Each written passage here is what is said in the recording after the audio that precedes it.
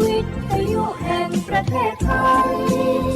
ให้ความรู้คู่ความสุขสถานีวิทยุกระจายเสียงแห่งประเทศไทยจังหวัดเชียงใหม่ AM 1476 กิโลเฮิรตซ์สถานีวิทยุภาคภาษาชาติพันธุ์แห่งเดียวในประเทศไทยที่มีความทันสมัยเชื่อถือได้สร้างอัตลักษณ์กลุ่มชาติพันธุ์สู่สากล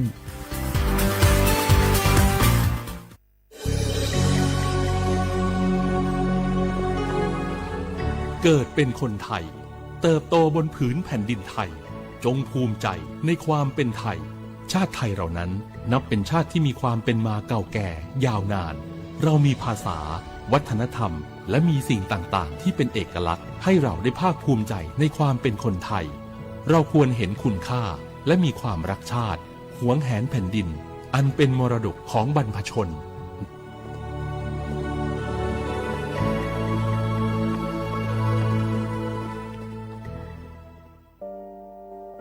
งาฮือละหุยาชอเจทอกาไทมีกเวจอมออเอโลอาสะและไกเปวิทัปปะตองาฮือมีมาลูจาเวโยงาฮือมีเวอเอโลแลมีจอมอเวอปาโลเกโลมุนอมาโคโลโกเอเปเวโยงาฮือเตกาเลเลกางาฮือมีจอมอเอโลทะหะเวอคโลยอทะคาทากะดอนอเชตุโยงาออโตแลละหุชอเจเวอตาละหุคอเป้าเสมานาคาโบเพวิโย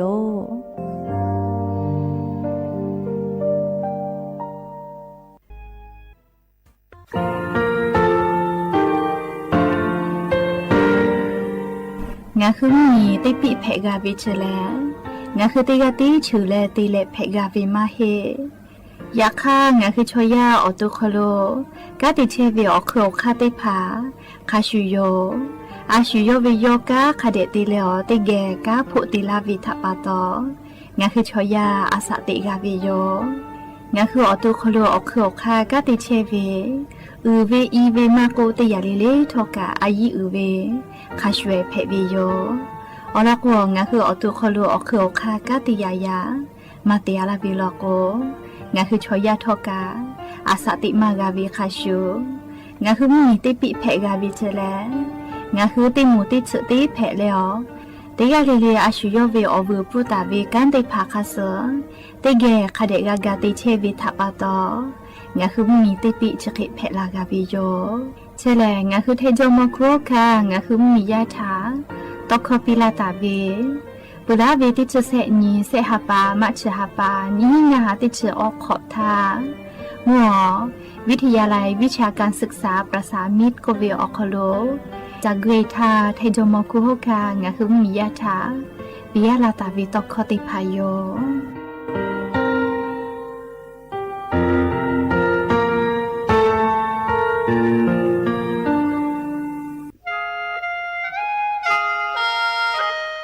คณะรัฐมนตรีมติจอตาวิคาสนิชกอนิติชหปานิหิงาหาขอจิสขอวิอยาวคโลมติจอเลจิชิตาวิคาสงาคือมียาบะติเวพ่อปะหาจอเชเวงาคือไทมีกขอเชอวิชอติภาทะบะติปีแต่กุเลจิชิตาวิคาสมีเวอเลียวค่ามาตราติชสอคโลกุบตาเวงาคือมีอคโลชอตอชอลุพ่อเวพระราชบัญญัตินิหิงาหันชนิขอคโลกุบตาวิคาสไทมีกคโลพอลุลาเลเชลามอวิชอติภาและทะเบียนประวัติภาคเดเซจอวิชอติภาไทมีกคโลลุลาตาวิมีเวอเลียวค่ากฎหมายคาสคเดลุลาเลเชเพตุอโปงาคือมียติภาษาสถานะคนต่างด้าวเข้าเมืองโดยชอบกฎหมายก็เวบะติภาติปีแต่ก็แลจิชิตาวิโย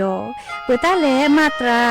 สทวิอคโลกโกบุตาเวพระราชบัญญัติสัญชาตินิหิงาหาหิขออคโลกโกบุตาวิแลงาคือไทมีกคโลปอวิชอไม่กะอปออิติภาไทมีกคโลเชมอและทะเบียนประวัติอคโลบะมาโจเฮวิกายาติภาแลสัญชาติไทยติภาลอเพวิเจกุทีออติอคโลโลโกสำนักบริหารการทะเบียนกรมการปกครองออติอคโลกาจาจาดาเลกาจาลอยวิเจอเกาญูเวตันจาวติภาแลนี่คือทะเบียนประวัติคาสอเพซานาอคโลอาจุยากาติเวอญอยาอคโลจาลอยเพวิเจนิชกอ你的吃哈把你应该还可吃个可无所的呢，这个里啊คือไทยมีก็คอโลมาติคอรมอนี่ชก็นี่ติชาปานี่หิงาหาขอจิสขอคอโลจีชิตาเวคาเสงาคือมียาบะติพามาจอเฮเวไม่เลยกะบะมาจอกะไทยมีก็คอโลใจเชเพตุเวบะติพาติปีแต่ก็แลจีชิตาเวคาเสติปอก็อยู่เวลาเลนอลาวิโยแม่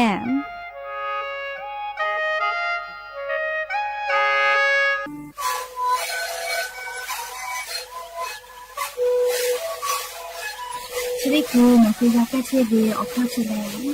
แล้วกูเข้าตัวกูออกทีจังหวะที่ไหนเอ็มนาบาเต็งที่โอหาสุดที่ขอบตัวเธอเล่นเล่นหลอกเอาพ่อเอายาแก้เชื้อได้หน่อยดูแลได้ชิ้นหน่อยเล่นถูกไปเอายาที่หน่อยที่แต่แล้วพ่อหน่อยชาพยองเล่นเล่นแล้วหูคอก็เชื้อเบื่อและงานแล้วหูคอก็เชื้อสมานมาคาโบเมดิโซ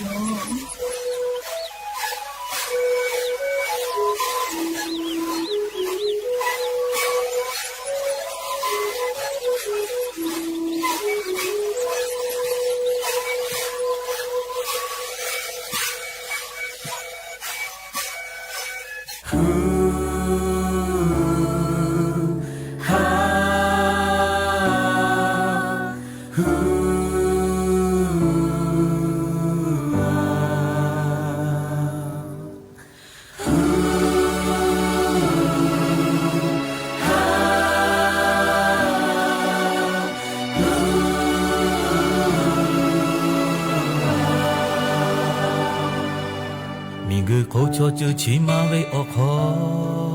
侬阿拉胡来错子哎哟，阿水茶打嘞，让你卡嘎。做得好的都帮对嘛人。呀你我觉米个别切为他你。阿需要为错子他哈上改切。那个拉胡卡勒来就家住，拉胡卡被奥斯不到拉比喽。Ya, oda leka leya ga. Leya te pocho me la mula tu. No ga ka pwe me ga yo. Ashu yo we upi ku koche na leka te che ya ma he o. Chu cha we o kholo o kha du me. Chu cha chonga ha la ma.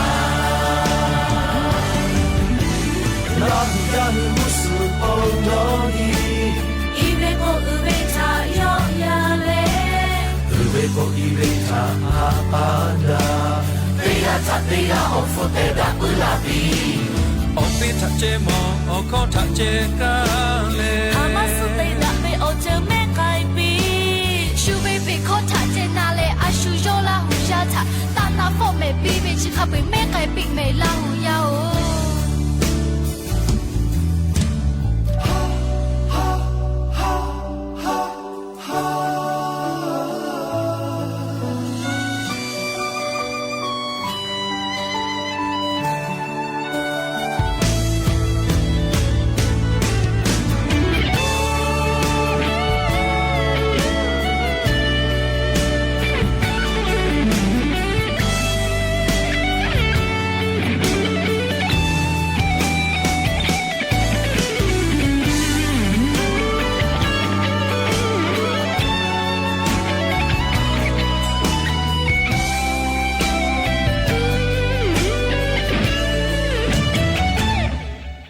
นูมุพะโอลาเชลาเจเม 错木错过错着没拉为这， โนเวยาทักกะชูเวยาทักกะ 拉可可路那个哦， โมยาโอกาดีปีเม 可罗大哦帕夫比，拉胡秋莫可达勒比梅，有夜来那苏得呀嘎。La huya, oda leka leya ga. Leya te pocho le la mula tu. Oga luka pwe mega yo. Ashu yo we, upi ku koche. Na leka te che ya ma he o. Chucha we o kolo o kadule. ทุกท่าโชว์ราคา你嘛心空哈贝贝，你嘛就比了了。唱着让他好不理你嘛弄的，我会冲着他，我没发现。哈了的每个他这比他拉的，得到了了。时空他就没老他背，谁还没老的大嘞？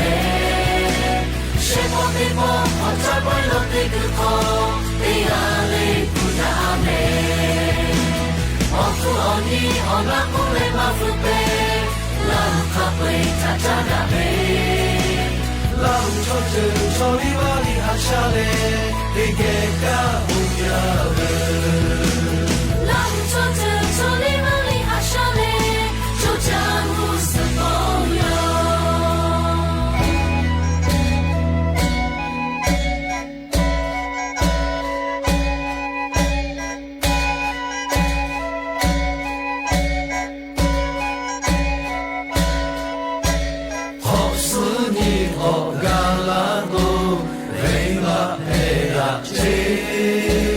你妈都看我是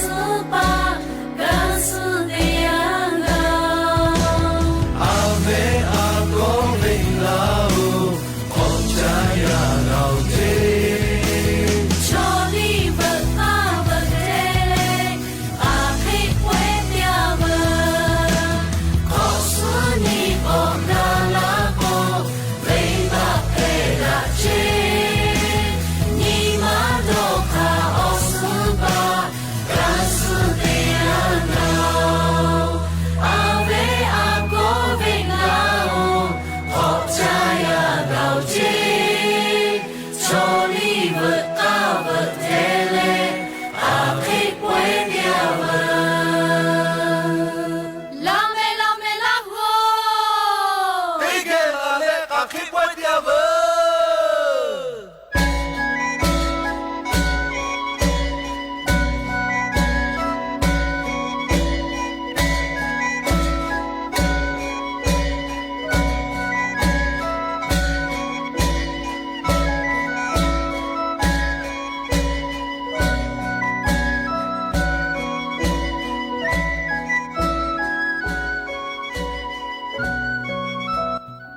สวัสดีปีใหม่ Happy New Year แต่ก็เลยติกาลิเลท่าขอสาสอคโลตาอุยอยาเวอคโลละเซจ้าแลอลอเปติกาลิเลท่าตอยอลาวิโยแมขอสาสอคโลกาลาตาเวฮาเลโดซาเชซาจอซาเวอบุติผางาคือราหุยาไรกาอบุดาเจ้าคโลพอนาเชเวเตกาลิเลอคโลกาลาปิแมยานี่แหละชื่อนี้เตปอกกะมีลาเปเตฮัปาจันวรีฮัปาอคโลยานี่ฮัปาโซออนี่ลันเพวิโยและจะขอนี้ฮินี่ชุขอขอขอหาวิอวิอนี่ราหุยาติเผาฮาเลเลวิอยาฮินาริควายตาและก็นาริทักขกายงาคือราหุคอไรกาอบุดาจาตอกไอเชวิโยแมวิทยุเรดิโอAM ติฮิโอหาสติกกิโลเฮิรตซ์พอมาโกFacebook ไลฟ์สดทีวี Facebook Fanpage สวทเชียงใหม่ AM 1476พอไลฟ์สดติดต่อวิออกคโลงาคือราหูคอไรกาอบุดาเจ้าคโลพอนาเลอโอกาปิลาเชเวเตกาลิลิกาอบูจาวิโยงาคือปุลาตาวิเตขอวิอยาวคโลกาอีกาญุกืออเจเตผาจอวิลโกกาตาอุยอยาวิออกคโลหักกาหาเปวิออกคโลติกาเลติกาวิบะเพดะแมปุลาวิออยาชงาคือเกาะกูเตเกาะกูปามาเกาเลชะทาปะตอมาดาวิอเจลโกขอปีอคโลเจติบาตาเลขอซาซอคโลดาวิอเจติผาเจติงาฮือยูเวลาเลขอสัญญอคโลงาฮือดาวิอเจติผาออคือปือกอตาดอกอตายอเลกอตาเตเกวแมหาวิอวิอเนละหุยาติผางาฮือจะขอ ขอจ้าวิอยาจุยารัฐบาลกะเจวิอยอยาแลยะญอเลมือตินเพวิโยซอปอหาปัสงานิสปตินลโกแลอาจุยาสนาติกาลิลิกากะกอตาติไกปุวิเมขอจ้าหาจ้าวิอยาองานิกาเจวิอคโลงาคือละหุยาติพาทอกานิมาโอกากาเจกาเลอเลกากอตาติไกตุวิโอกาจอปุให้แม่เตขอติปอเลขอจ้าหาจ้าวิอยาแลงาคือกากาเจวิทัปปะตออาชุยอยากาคโลเลติเกกาเชนะอุกาติดาติเกอพุกาชจาเวเลวาซาปิจาชจาชจาเวเลฮาเลฮากาทิจาทิดอยเยกาคโลเมพุโมดาเลติเกกาเชกาจาเวไมกาเยยากายาสดาเลออกากุตุเวเลดาจาเวอพุกาจาเวอยาโยเมกาไลนิกาเจเวอคโลงาดอเวเลอพุกาจาเวอยาเพวิทัปปะตอเลงาคือติกาลิลิกาพุกขอลอลอคาเดสอเยกไกปุให้แม่เยกามาจอวิชอติพาลอกกาเลกากาเจวิอคโลเลกาเจกาเจ้าเฮเลยากาเยกาจอปุวิชอติพาลอกกาเยกาคโลมาจอมาหอดาวิอจกาคาปุกายูบาปุเลอจอดาหอดาหาดาเปดาวิอจติพาก็มาลากิตุโยให้แม่อลอกชอยาชอจอดาหอดาปื้อหาดาเปดาวิอจติพาเพตอลากาวิเลติเกเชเลนาอุกาติดาเลอยากาปีกาดาวิเจติกาเลติกานากาดาไกโจปนาเลตอยอดาเลอยากาปีดาวิจิแม่โอเคติไทยเลงาคือนากาดาเวเลหาดาเปดาวิยากาขอมือดาเวอจติพามาลาวิเจเลเขก็ยานิกาซึ่งเพวิโยงาคือไทยมิงก็คโลติสเลเลซึ่งยเวอยาเลยากาเวอแต่ก็แลแต่ตาวิโยปุลาเวติขอเวอยาคโลยากาคโลปะหาจอเวคาปุยกาเลอันยขอเปียคโลเจชบักกาเลเลขอสอคโลตาอยู่ลุลาแม่เลขอสอคโลนิมาดอกข้าวสกอปาเลติคายอคาติพานิมาตาคาติพากาอสกอปาเลเลงาคืออคือเปกอตากยาเวหาแต่เลจานิเลมาจูมาเพกาติปอติยาลกกุดาปืวิเมเลววิคาชูโยเลยากาตาวิกาหาดาวิออยาจอวิคาชูดีดาวิออยากะจอวิโยยากาตาวิอคโลหอวิอยาจอวิคาชูรูวิอยากะจอวิโยโอเคมาฮิวิลโกเลียพิอาเลเพมาเพวิโอเจติพังาฮือเลียพิอาเลโอเชคามาจอวิงาฮือมาชิวิโยเคก็งาฮือยากาตาวิกาโอเคโยเลยากาตาวิอคโลโอเชจอเลเพเวชอเวคาเวกาเลงาคือขากากาไกวิโยเลอเชจอเวเลยากาตาวิอคโลเฮก็งาคือติกาเลเลกาปุลาวิติขอคาคิกาพุกาเลยาปีเลงาคือยากาตาวิอคโลละเซจาดาเลอนีฮีนีชงาขอพาลาพาไกปืแลนี่หินชขอคโลลุลากาวิทัปปะตอเลอาชุยอตูทากาลีโนชื่อจาคนแลเลออกาคเดปีเลชอยาชออาชุยอตูทากาออกามาปีปื้อมาตาอือมาชิมปื้อเวลโกเลชุทาหาปื้อตูชุทาตาอือปื้อตูเวกาหาวิจิแม่เฮกว่ายือจาลอแม่เลอาชุยอตูกากาหาเลอาชุยอตูทากากาตาอือปื้อวิโยเลเฮกอยานิกาซึ่งนี่เพวิทัปปะตองะคือราหุยาติกาเลทาขอซาซอคโลเวเยกาจอดาหอดาปื้อตัวโปเลอลอติพายุลาเลติแกกาดาเจดาวิโยแม่จ้าเลเชซาจอซาพ่อจ้าดาเวจ้าเวดอเวพ่อจ้าดาเวอลอเอติลอทักกะก็อยู่ลาเลงาคือราหุยาติพาทะเกามาลากาวิโยเลงาคือที่จ้าที่ดอเปียวป้อยติพาเวียวยาวคโลลุยเที่ยววิโยเลชราปะตองาคือที่จ้าที่ดอเปียวป้อยอคโลงาคือคาคิติจ้าวิโลโกเลงาคืออตูเชซาจอซากาปุตุอโปอคาเองาคาคิอยู่เวลาเลเวียเนี่ยราหุยาติพาเกลติเกเจดากิกาวิโยอลอติคาเลเลอาชุยอคยอติจ้าเจอาชุยอคยอติตาวิจ้าตุลโกเลดะเกวิโยดาวิโยจิติพาเจติอยู่และเตวิโยเตทักกะคาเดชคาเดดะเกวิโยอภิอาเลกุกะนี่คือจือเวเลจอลอยวิโอคโลนกุปุวิโยยาคาชุติเมียวิโลโกเล ดักเกมาดักเกนี่คือมาหมอเลยวัวเจ้าก็ผ่าชลามาชลากับมาหมอเลยใครแต่แล้วอภิอาเลเพจักขจาวิกาชุเตียลาวิทัปโตกัจจาวิเลยชนะปโตงาคือฮาเลฮากาปิวปอยอคโลเลยที่จัที่ดอวิอคโลเชซาจอซากาเกตัวโปลีออโลติคาชอนี่คือคันนี้คือติจาวิเลดักจาวิเจเลยเชซาจอซาพอนะเปิดตาเลยนี่คาติคาเจเลยดอนยีหิไทยและจะเจจะปุขอนห้อยตาดอนเจมีคือชอยาเลยแผ่มาจาแม่จะปุขอนห้อยดอนยีเวใครเตแล้วละหุชมกคอกเวเลยมาตีถ้าคาเดดอนยีก็น่าเลยตีปุขอนอเราก็ดอมีกะกะมามิวก็เวเลยแค่ก็จ้าวิดอวิพ่อก็จ้าเลก็กาเวเลยมาจ้าหิท่าคาเดดอนยีจ้าปุขอนอดอนยีเวลก็ดอมีกะกะมามิลาจิแม่เลยแค่ก็มาจ้าหิท่าคาเดดอนยีก็เวเลยจ้าตูกะจ้าวิชอบูจอวิลาดาวิลาเลยจ้าก็อันนาติผากาเวลาเวลาเลยจะให้เวติผาคาเดกาดอนยีกะชนิเตญิปุวิโยชอจาวิจ้าตูจ้ามาก็ใครกันเลยอตูชูบาว่าอันนาอสมุเวอันนาอสจักขอชูจอเวอันนาติผาเพกลาเวเลยแค่ก็มาใจถ้าคาเดดอนเจเลยแค่ก็ติผาแล้วก็จ้าถ้าก็มาดอนยีหัวจ้าก็ไก่กับปีหลอๆคาเจจ้าคือเวเลยก็จักคือใจเลยเรียกไก่เกียก็ปโถก็โดนยาลาวินะอย่าเสกัดชมามาตาจ้าเจ้าหลอกก็โดนลาเวเลยและเชเวลคู่กับก็ตูจ้าเวเลยมาจ้ามาจ้าเห็นท่าเรียกค่ะเดี๋ยวมาโดนยีเวลก็อตูชัวละก็เลยโจลาตูวิชกะเพหาเมไปหาลอเมเลยจะดับปะโตเลยมาจ้าเห็นท่าค่ะเดี๋ยวโดนเจจ้าปุขอนอไทยโดนยีเวลก็โดมิกะกะมามิลาจิแมมเปิดตาเลเสคาเตคาเลมือเจียเลตาจาจีเล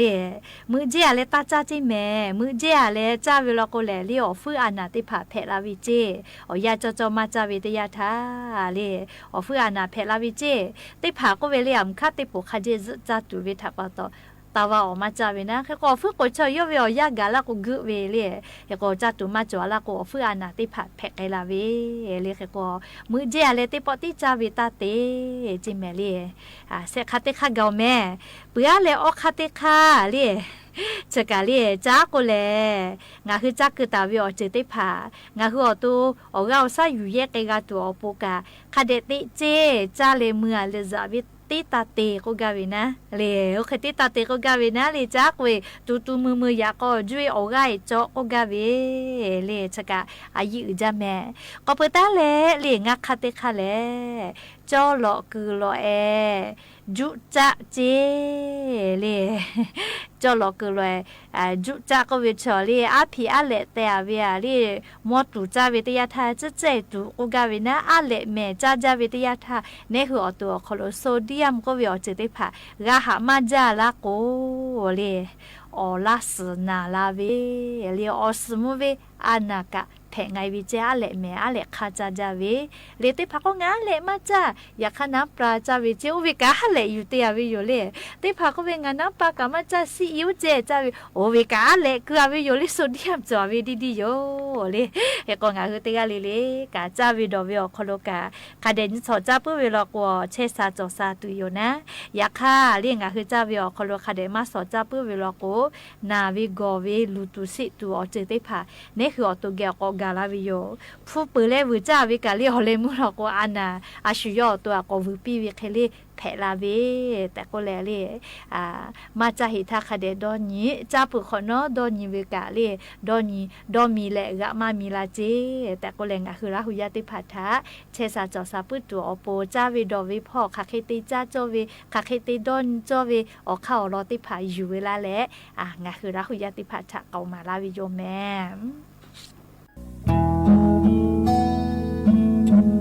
ว่าดีไว้ขออีออมฝึกได้ขอเป่าลาหูขอเจ้าเบอยาเกาลอนาบอกไปขอเต้าหูแต่ดูขอแต่ลาหูขอลีอีกะซื้ออยู่เวโอ้ถ้าติเกเชทักโอโน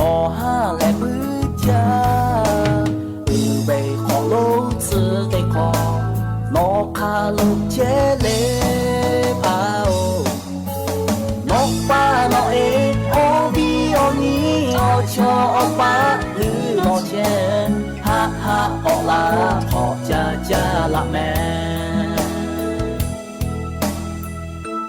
มือคือโลเชเวงาหะเวอชอขอใจยาเก่าล้อนอฮะออกลาแล้วติแกขอจ้าละแม่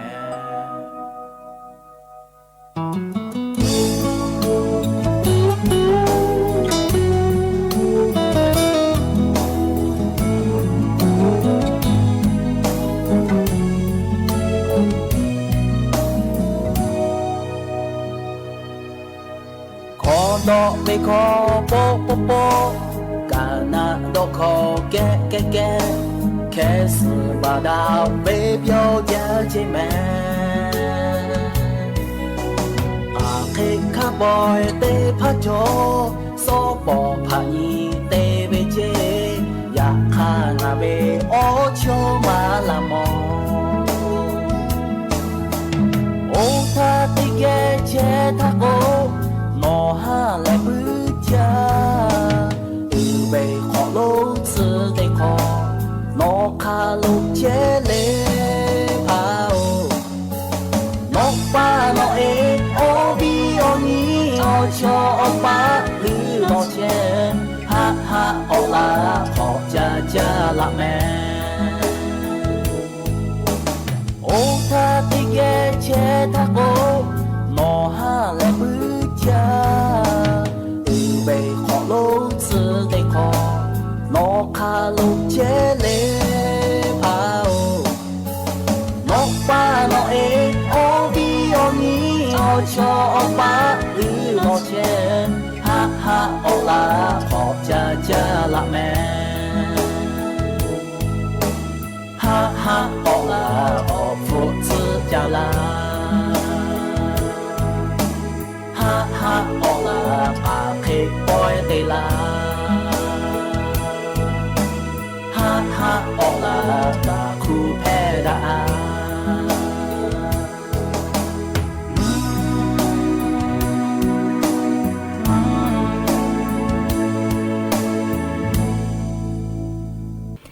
และอย่าเพิ่งให้เตปอชิลากะลาตุเวอรอติผาจะใครไม่จะได้โยกะพอนาเลอกับติลาเชเวเตกาลิเลกะอบูจาแม่เตกาลิเลซุแม่กะแม่เชซาจอซาฮาเลดอซาปีลาหูปาหือกาพิริทิมุจุเอ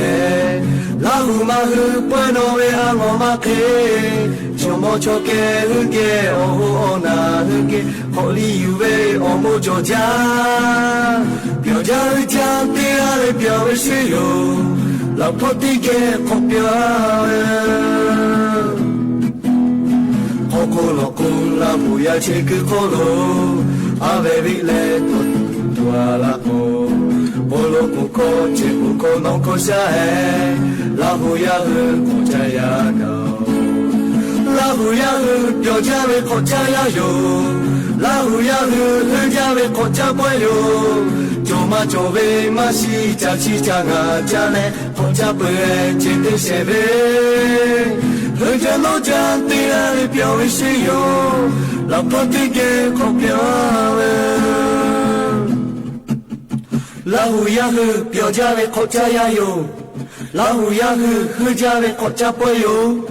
จอมาจอเวมาชีจาชีจางาจาเลพอจะเปิดเจติเสเว很家老家对俺的表示是有，老婆的给可表们。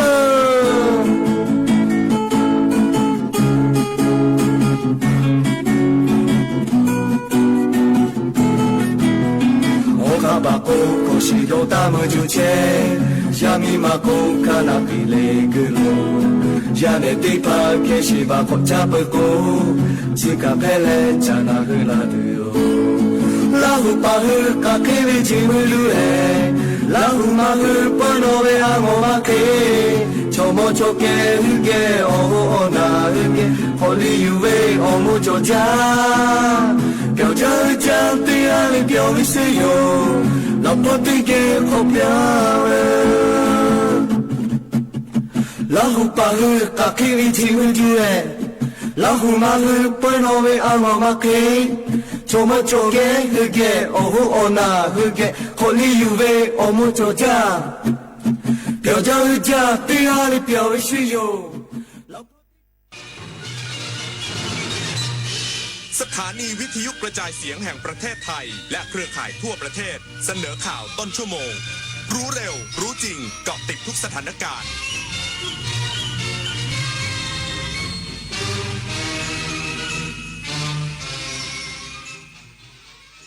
รับฟังข่าวต้นชั่วโมง 21 นาฬิกากับชลธรจัญญาครับ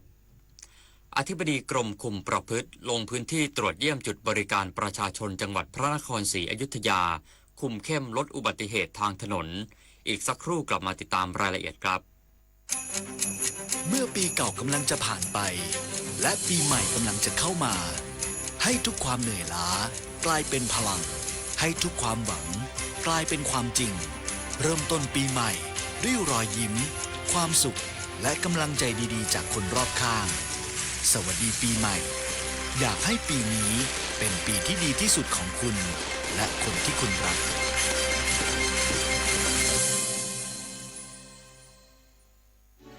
แสนอาลัยสมเด็จพระพันปีหลวงไทยทั้งปวงหมองหม่นกลร่ำให้พระผู้เสด็จสู่ฟ้าสวรรคาลัยแนบดวงใจตามพระบาททุกชาติภพปวงประชาน้อมสำนึกในพระมหากรุณาธิคุณเป็นล้นพ้นอันหาที่สุดมิได้ข้าพระพุทธเจ้าคณะผู้บริหารข้าราชการและเจ้าหน้าที่สถานีวิทยุกระจายเสียงแห่งประเทศไทยกรมประชาสัมพันธ์โลกออนไลน์เปิดโอกาสให้เราเรียนรู้สร้างสรรค์และเชื่อมต่อกันได้ไม่สิ้นสุดแต่ทุกคลิกก็มีความเสี่ยงอย่าลงเชื่อข้อมูลที่ไม่ตรวจสอบอย่าแชร์โดยไม่คิดและอย่าลืมเคารพสิทธิ์ของผู้อื่นใช้สื่ออย่างมีสติสร้างสรรค์สิ่งดีปลอดภัยทุกการเชื่อมต่อรู้เท่าทันสื่อรู้เท่าทันข้อมูลสร้างสังคมออนไลน์ที่น่าอยู่ไปด้วยกัน23 มกราคมนี้ห้ามพลาดถนนดนตรีไลฟ์พบกับบทเพลงแห่งความรักความหวังความฝันสื่อประสานด้วยพี่น้องร้องเพลงหนูมิเตอร์และบิวกัลยาณีชมฟรีตั้งแต่เวลา 18 นาฬิกาเป็นต้นไปณห้องออดิทอเรียมอาคารศูนย์ปฏิบัติการสถานีวิทยุกระจายเสียงแห่งประเทศไทยลงทะเบียนเข้าชมได้ที่ Facebook Fanpage ถนนดนตรีเรายังเป็นนักเดินทางอธิบดีกรมคุมประพฤติลงพื้นที่ตรวจเยี่ยมจุดบริการประชาชนจังหวัดพระนครศรีอยุธยาคุมเข้มลดอุบัติเหตุทางถนนช่วงปีใหม่ 2569ร้อยตำรวจเอกปิยะรักษกุลอธิบดีกรมคุมประพฤติลงพื้นที่ตรวจจุดพักรถบางปะหันหน่วยบริการประชาชนจังหวัดพระนครศรีอยุธยาเส้นทางขาเข้ากรุงเทพมหานครเพื่อสร้างขวัญกำลังใจและสนับสนุนการปฏิบัติงานอย่างเข้มแข็งในช่วงเทศกาลปีใหม่ 2569 ซึ่งเป็นส่วนหนึ่งของการรณรงค์ป้องกันและลดอุบัติเหตุทางถนนเช่นการอำนวยความสะดวกให้ข้อมูลการเดินทางประชาสัมพันธ์สร้างจิตสำนึกด้านความปลอดภัยทางถนนรวมถึงจัดจุดพักผ่อนและสนับสนุนเครื่องดื่มสำหรับผู้ใช้รถใช้ถนนโดยร้อยตำรวจเอกปิยะกล่าวว่าได้เน้นย้ำให้เจ้าหน้าที่และอาสาสมัครคุมประพฤติปฏิบัติงานด้วยความเข้มแข็งรอบคอบและมีจิตบริการเพื่อคอยช่วยเหลือดูแลและให้คำแนะนำด้านความปลอดภัยแก่ผู้ใช้รถใช้ถนนเพื่อช่วยลดปัจจัยเสี่ยงในการเกิดอุบัติเหตุทางถนนสร้างความอุ่นใจให้ประชาชนสามารถเดินทางกลับกรุงเทพมหานครอย่างปลอดภัยในช่วงเทศกาลปีใหม่จุฑามาศรักษาพันธ์รายงานจังหวัดประจวบคีรีขันธ์กำชับทุกอำเภอเฝ้าระวังอุบัติเหตุเข้มข้นตลอดค่ำคืนนี้รองรับการเดินทางกลับของประชาชนจากพื้นที่ภาคใต้สภาพการจราจรถนนเพชรเกษมผ่านพื้นที่จังหวัดประจวบคีรีขันธ์ตั้งแต่ช่วงบ่ายวันนี้ประชาชนยังคงเดินทางกลับขึ้นมาจากจังหวัดทางภาคใต้อย่างต่อเนื่องหลังสิ้นสุดเทศกาลปีใหม่ส่งผลให้การจราจรยังคงคับคั่งแต่ไม่ถึงกับติดขัดมากมีปัญหาชะลอตัวบ้างในบางจุดเช่นบริเวณเขตรอยต่ออำเภอบางสะพานน้อยกับอำเภอบางสะพานถนนเพชรเกษมกิโลเมตรที่396ซึ่งมีโครงการก่อสร้างสะพานยกระดับที่ขณะนี้ยังไม่แล้วเสร็จขอให้ผู้ขับขี่ใช้ความระมัดระวังเมื่อผ่านจุดนี้ที่มีการทำทางเบี่ยงให้ใช้สัญจรโดยมีเจ้าหน้าที่คอยอำนวยความสะดวกระบายรถให้เกิดความคล่องตัวทั้งนี้ศูนย์อำนวยการป้องกันและลดอุบัติเหตุทางถนนจังหวัดประจวบคีรีขันธ์ได้เน้นย้ำให้ทุกอำเภอเพิ่มความเข้มข้นการดูแลเส้นทางถนนเพชรเกษมโดยเฉพาะฝั่งขาขึ้นที่คาดว่าจะมีจำนวนรถมากจนถึงช่วงคืนวันนี้ขณะที่ข้อมูลสถิติในช่วง5วันของการรณรงค์ขับขี่ปลอดภัย จังหวัดประจวบคีรีขันธ์มียอดสะสมอุบัติเหตุ32ครั้งผู้บาดเจ็บ33คนและผู้เสียชีวิต1คนธนวัฒน์วงศ์วิริยะวณิชสวทประจวบคีรีขันธ์รายงานขนส่งจังหวัดพิษณุโลกตรวจรถโดยสารสาธารณะและคนขับรองรับประชาชนเดินทางกลับกรุงเทพมหานครอย่างปลอดภัยหลังหยุดยาวช่วงเทศกาลปีใหม่นางวรุณยุภาวิเศษสรรขนส่งจังหวัดพิษณุโลกเปิดเผยว่าประชาชนจังหวัดพิษณุโลกและนักท่องเที่ยวเริ่มทยอยกลับเข้ากรุงเทพมหานครทำให้มีประชาชนใช้บริการรถโดยสารสาธารณะมากขึ้นตั้งแต่วันนี้เพื่อความปลอดภัยของประชาชนในการเดินทางสำนักงานขนส่งจังหวัดพิษณุโลกได้จัดผู้ตรวจการและเจ้าหน้าที่ออกปฏิบัติงานตรวจความพร้อมของรถโดยสารและพนักงานขับรถอย่างเข้มงวดโดยเฉพาะการตรวจหาสารเสพติดและระดับแอลกอฮอล์ต้องเป็นศูนย์ณสถานีขนส่งจังหวัดพิษณุโลกแห่งที่1และแห่งที่2ขนส่งจังหวัดพิษณุโลกกล่าวว่าได้จัดรถโดยสารไม่ประจำทางเสริมเส้นทางพิษณุโลกกรุงเทพไว้อย่างเพียงพอเพื่อรองรับประชาชนโดยยืนยันว่าจะไม่มีผู้โดยสารตกค้างพร้อมขอให้ประชาชนมั่นใจว่าจะได้รับความปลอดภัยตลอดการเดินทางทั้งนี้หากไม่ได้รับความสะดวกหรือไม่ปลอดภัยแจ้งได้ที่สายด่วน1584ตลอด24ชั่วโมงพัทิราธรรมาสวทพิษณุโลกรายงานจบข่าวชลธรจัญญาอ่านรับฟังข่าวครั้งต่อไปเวลา 22:00 น.ครับติดตามข่าวที่นำเสนอไปแล้วได้ที่ www.thainews.prd.go.th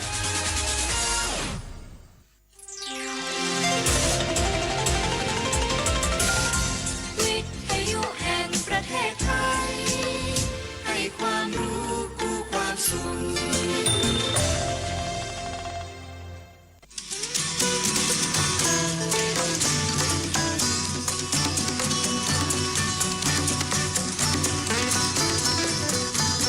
บนเส้นทางของถนนสายนี้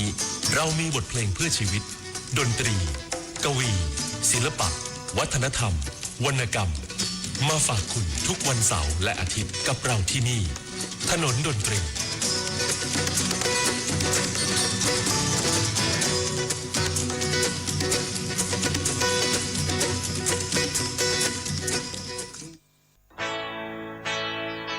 คือผมชอบเพลงเพื่อชีวิตแหละตั้งแต่ต้นคือมันถูกผลิตขึ้นมาเพื่อรับใช้การต่อสู้ทางการเมือง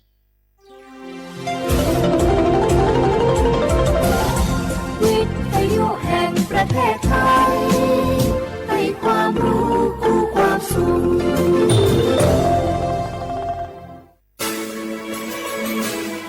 สถานีวิทยุกระจายเสียงแห่งประเทศไทยจังหวัดเชียงใหม่ AM 1476 กิโลเฮิรตซ์สถานีวิทยุภาคภาษาชาติพันธุ์แห่งเดียวในประเทศไทยที่มีความทันสมัยเชื่อถือได้สร้างอัตลักษณ์กลุ่มชาติพันธุ์สู่สากล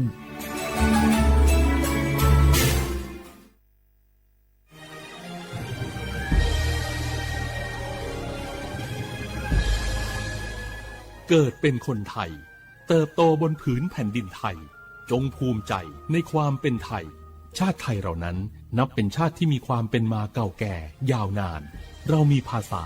วัฒนธรรมและมีสิ่งต่างๆที่เป็นเอกลักษณ์ให้เราได้ภาคภูมิใจในความเป็นคนไทยเราควรเห็นคุณค่าและมีความรักชาติหวงแหนแผ่นดินอันเป็นมรดกของบรรพชนร่วมภาคภูมิใจในความเป็นไทย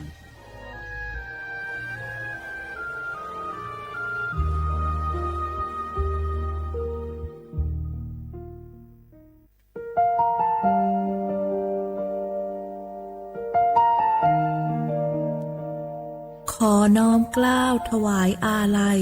สมเด็จพระพันปีหลวงพระแม่แห่งแผ่นดินผู้ทรงเมตตาเหนือเกล้า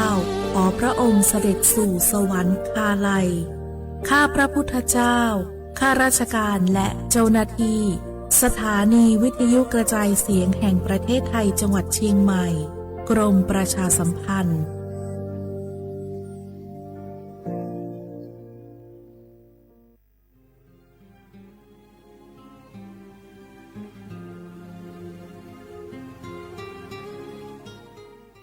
This is a moment of profound grief for the Kingdom of Thailand. We, the collective voices of Radio Thailand Chiang Mai, join the Thai nation in mourning the passing of our beloved Queen Martha, Her Majesty Queen Sirikit. Her life was a testament to the unwavering service, grace, and deep love for the Thai people. Our humble condolences and thoughts are with His Majesty the King, the royal family, and all the Thai people during this deeply sorrowful time. We will remember her forever.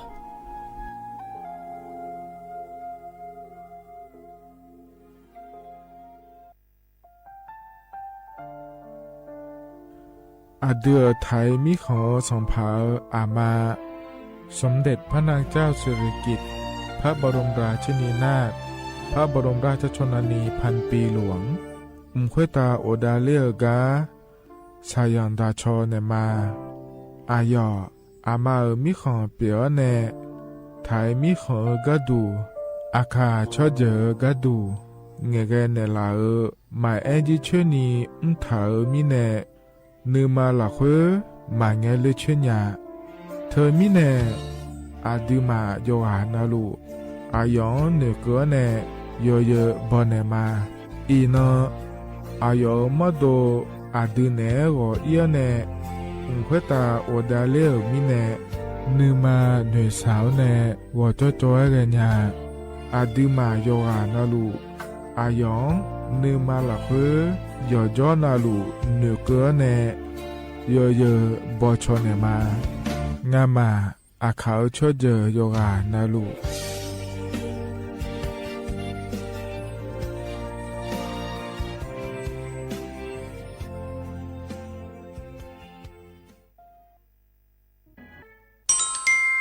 อาเย็นเยเจลังเงอานานิเชวบาลาเชสีอาคนนิพังอายาโกเชสิเงนอตกะคณะรัฐมนตรีบอจาวลวยอาเย็นนี้สัญชาติก็กอสาลูเดินชาวบ้านเนก็ดูเดและบอจางาเดยเนียวเดเธอก็ย่อมมาตรา17แห่งพระราชบัญญัติคนเข้าเมืองพศ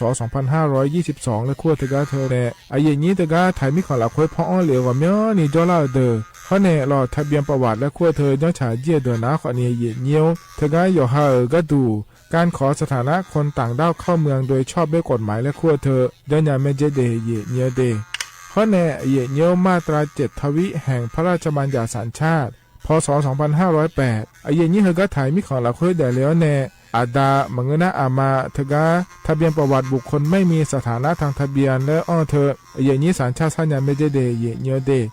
ใช่ก็ดูนะคนนี้กูเทเมือหลักคุยย่อนะเธอก็สำนักบริหารการทะเบียนกรมการปกครองและคุกาสัญญาเมเดยมือยอหลักคุยนะเยเนียวเธอก็ในอำเภอยอฮันเนโจดัวรอราชการอายามหลักคุยอานานีเชวบาลาโกซีอาคนนี้พังอายาโกเชวขวงเกนีเดเยเนียว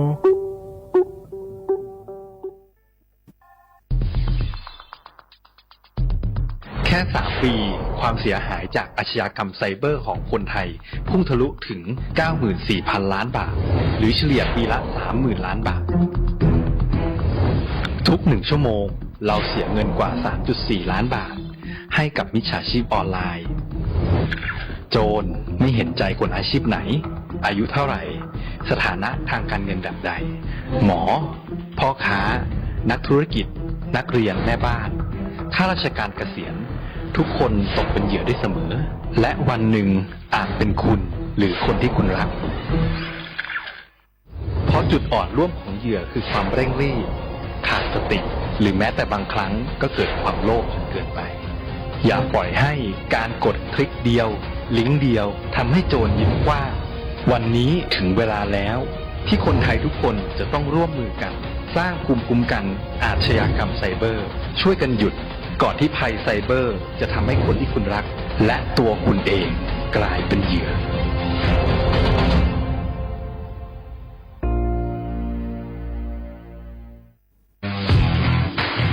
รัฐบาลไทยประกาศสงครามสแกมเมอร์รัฐบาลจึงได้ประกาศสงครามกับสแกมเมอร์ในฐานะที่สแกมเมอร์เป็นวาระแห่งชาติและในวันนี้ผมก็ได้ใช้โอกาสนี้มารายงานความคืบหน้าและเน้นย้ำถึงสิ่งที่เราต้องร่วมกันทำต่อไปรัฐบาลได้จัดตั้งคณะกรรมการอำนวยการป้องกันและปราบปรามอาชญากรรมทางเทคโนโลยีขึ้นมาโดยมีผมเป็นประธานด้วยตนเองเพื่อให้ทุกหน่วยงานทำงานไปในทิศทางเดียวกันเราได้มีการลงนามบันทึกความเข้าใจระหว่าง15 หน่วยงานหลักทั้งภาครัฐและภาคเอกชน ตลอดจนสถาบันการเงิน เพื่ออุดช่องโหว่ทางการเงินและตัดเส้นทางเงินของกระบวนการอาชญากรรมเหล่านี้ให้สิ้นซาก รวมพลังคนไทยต้านภัยสแปมเมอร์นายอนุทิน ชาญวีรกูลนายกรัฐมนตรี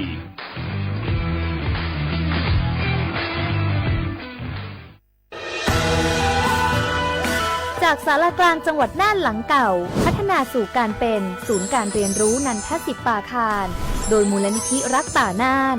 นับเป็นพระมหากรุณาธิคุณที่สมเด็จพระกนิษฐาธิราชเจ้ากรมสมเด็จพระเทพรัตนราชสุดาสยามบรมราชกุมารีได้พระราชทานนามนันทศิษย์ปาคารอันหมายถึงอาคารแห่งความรู้ทุกแขนงของจังหวัดน่าน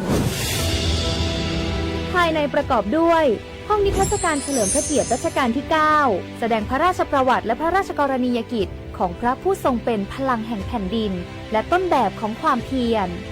รถพระที่นั่งอนุสรณ์แห่งการเสด็จเยี่ยมราษฎรในถิ่นทุรกันดารทั่วทุกภูมิภาคของไทยพิพิธภัณฑ์ศาลากลางจังหวัดน่านความทรงจำของอาคารหลังเก่าและการอนุรักษ์สิ่งสำคัญของเมืองน่านเทคโนโลยีกับมนุษย์จุดประกายความคิดสร้างสรรค์สู่การสร้างนวัตกรรมในอนาคตน่านซิมูเลชันแนวทางจัดการขยะที่ยั่งยืนเพื่อตระหนักถึงผลกระทบต่อสังคมเศรษฐกิจและสิ่งแวดล้อมห้องสมบัติน่านย้อนรอยสู่อดีตและความรุ่งเรืองของนครน่านผ่านเงินตราเครื่องเงินและผ้าทองเปิดให้เข้าชมฟรีไม่มีค่าใช้จ่ายตั้งแต่เวลา 9 นาฬิกาถึง 17 นาฬิกาหยุดทุกวันจันทร์และวันนักขัตฤกษ์มาร่วมอนุรักษ์สืบสานสร้างสรรค์ศิลปะวัฒนธรรมและวิทยาศาสตร์ของเมืองน่านคุณค่าที่น่าภาคภูมิใจ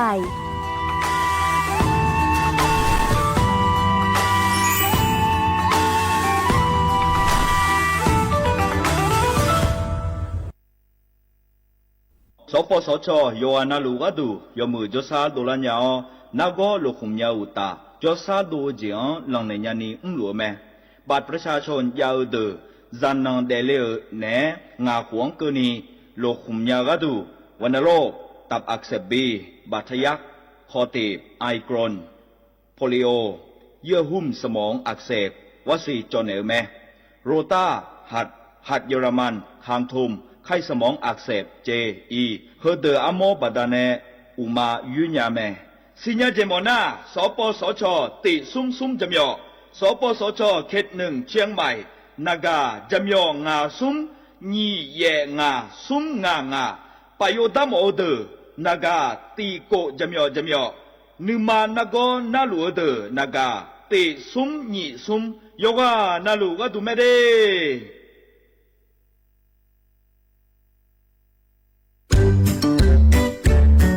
รักชาติไทยใส่ใจโลกนี่คำขวัญวันเด็กปีนี้นี่นาแล้วเราจะไปเล่นเต้นเที่ยวที่ไหนกันดีอะมาที่นี่เลยจ้าสถานีวิทยุกระจายเสียงแห่งประเทศไทยจังหวัดเชียงใหม่ขอเชิญน้องๆหนูๆร่วมงานวันเด็กแห่งชาติประจำปี 2569 ในวันเสาร์ที่ 10 มกราคม 2569 เวลาตั้งแต่ 8 โมงเช้าจนถึงเที่ยงกิจกรรมตอบคำถามเล่นเกมลุ้นรับของรางวัลมากมายแล้วพบกันนะคะ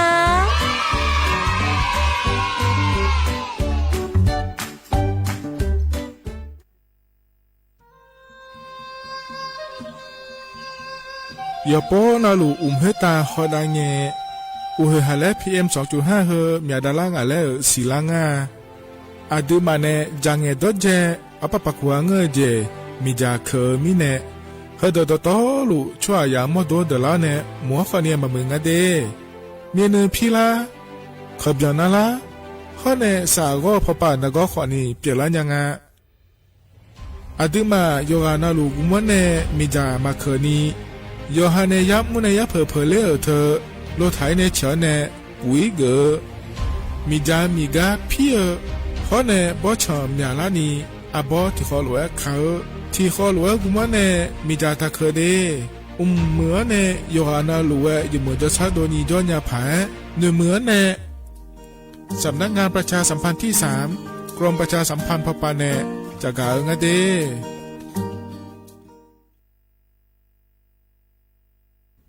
ข้าชอเป็น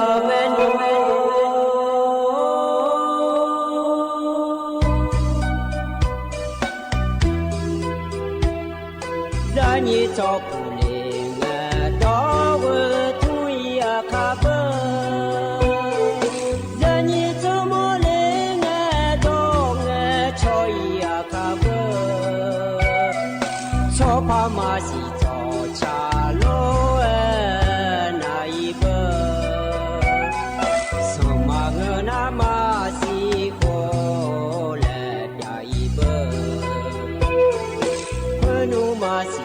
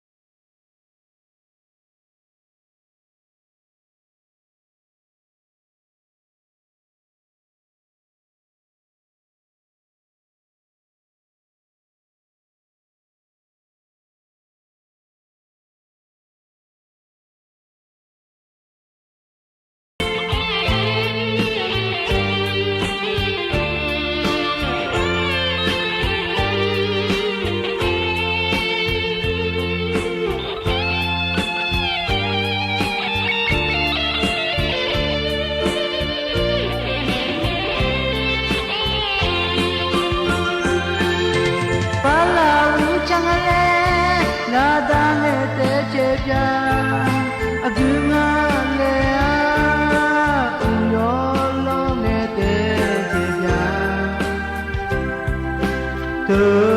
ji ga ko pye mo la su la e che pa lo ve no tia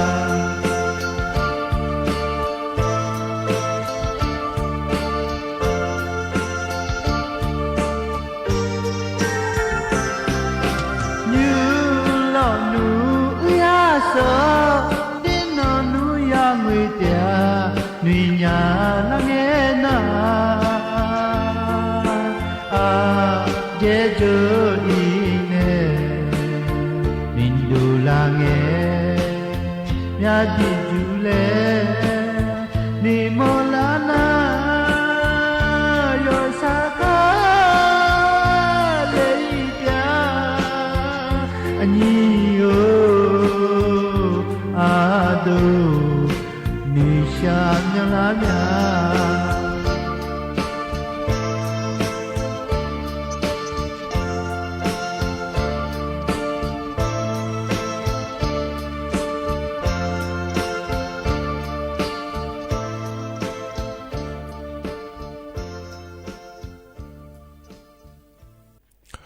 อุจิพออุดธรรมะเดเยนี่มีของยาโยกะนาลุเนอล้อเยเนียวอินานาจนลองกันฉลาแม่เยเนี่ยเราเธอคัทั้งพาโดนาอาดัมเบลจองาแนเยนี่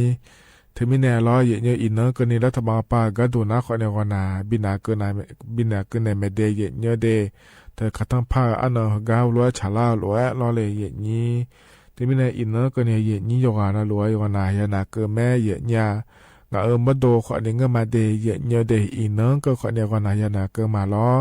ถึงมีในอายาจอนฐานบิดามาเดเยเนี่ยเดนะอาคานุสอก็ดูนะขอเนี่ยเฮกาเมียวมัวดูเนี่ยรอจอเนี่ยเยนี่เนี่ยถอนจุเลมาเดถึงมีเนี่ยรอเลยเยเนี่ยจำแทนในอาหารจะแม่เยเนี่ยรอนิ่มจีเงออาคานุสอขอเนี่ยเงอรออาคานุสอนะขอเนี่ยเธอราชการอนายามชาลาเนี่ยรอเลยเนี่ยเนี่ยอย่าถอนจุมีเนี่ยรอติดต่อเข้าไปเนี่ยขอเนี่ยถอนจุละมาเยเนี่ยรอที่มีในติดต่อเข้าไปในขอเนี่ยจำแทนในอาหารจะแม่เดเยเนี่ยเดนี่เถอะนางอาติดต่อชิมยาสิญญาหมดนะขอเนี่ยอาติดต่อชิมยานะโอ้คนเล่าข่าวแล้วก็ทำมาดีถึงก็จะพอเลยเนี่ยคนจะแม่เยเนี่ยอุศพอปะรอราชการหน่อยอย่างเราคุยบิดมาเยเนี่ยนาลีเยหลานเนี่ยอวยหลังก็นี่เดเยเนี่ยอันนี้จริงๆที่คนรู้แล้วพระเจ้าดามาเยเนี่ยเราเธอก็เยเนี่ยก็ก่อแหลมถาขอเนี่ยเราเยเนี่ยก็ต้องเชื่อก็ก่อล้ออาคารหัวไอ้ยามพักกันยารู้จะกะเอกะดันเนี่ยมาดีอดีอาคาก็ก่อขอในบินนาหาดาข้อเนี่ยเราแต่ช้าขอในบิบยอนแล้วแกเพราะบินนาหาดามาเยเนี่ยที่มีแนวล้อเยนี้เฟซบุ๊กปนในนาหาลัวนะขอเนี่ยกดแชร์เธอจะไหนยังไม่เดเยเนี่ยเดก็ในหน้าเยเนี่ยอันจะกะดันเนี่ยมาเยเนี่ยเฮก็นิวจีก็เยเนี่ยถอนจั่วเดียขาอันนาคาลาที่นั่นฉลางาเดเยเนี่ยเดบาลาสีนะขอเนี่ยทีซีล้ออาขวน้ำมันที่โขงาเดไทยอันนั้นอินาเธอเนี่ยล้อวันอาทิตย์รอเยเนี่ยอันบาลาสินามกราคมอาขวนะขอเนี่ยนิพังอายาโกช่วยงาเดเยเนี่ยเดเฮนะขวตัวละตัวเยเนี่ยถอนจั่วนิมเจียไอยาเมื่อละคุยเดเยเนี่ยก็งั้นก็เริ่มถ้าเฮเมจะการในมีนาล้อต่อชาติบิมแล้วพนักธรรมเดถ้าก็โดลีในชาต่อชาอยาละคุยงาเดเยเนี่ยที่ขอรู้นะฮะเบียดามา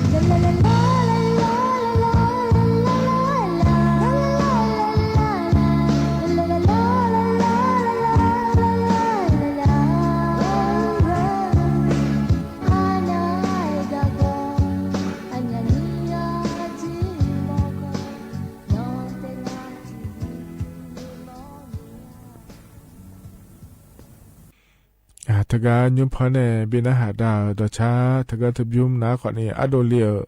อายาละค่อยดอชางาเดเยเนียวเดยานาหาเบียวดูลอเยเนียวเดี๋ยวเราปาลาเนี่ยนะหาล่าเยนี้ยอนารู้อุตุธรรมาล่ะมาข้อปะเนี่ยนะหาแม่เฟซบุ๊กปะเนี่ยนะหาแม่เดนิมจีล่ะยานนาลุยาทอนเจอลัวงานเนี่ยอายุเชื่อเหมือนได้ทุกคนลัวจะดามาเยเนียวกันเนี่ยนะล้อเยเนียวงานเนี่ยก็กอแหลมถ่ายจะกะเอกะดันเนี่ยมาเยเนียวเจริญเงี้ยเราแต่ก็ทีวีปาแม่มาข้อปาแม่ยาหอนะเราเนียวก็ทีมยังไงเยเนียวจะเกิดพักแกเราเยเนียว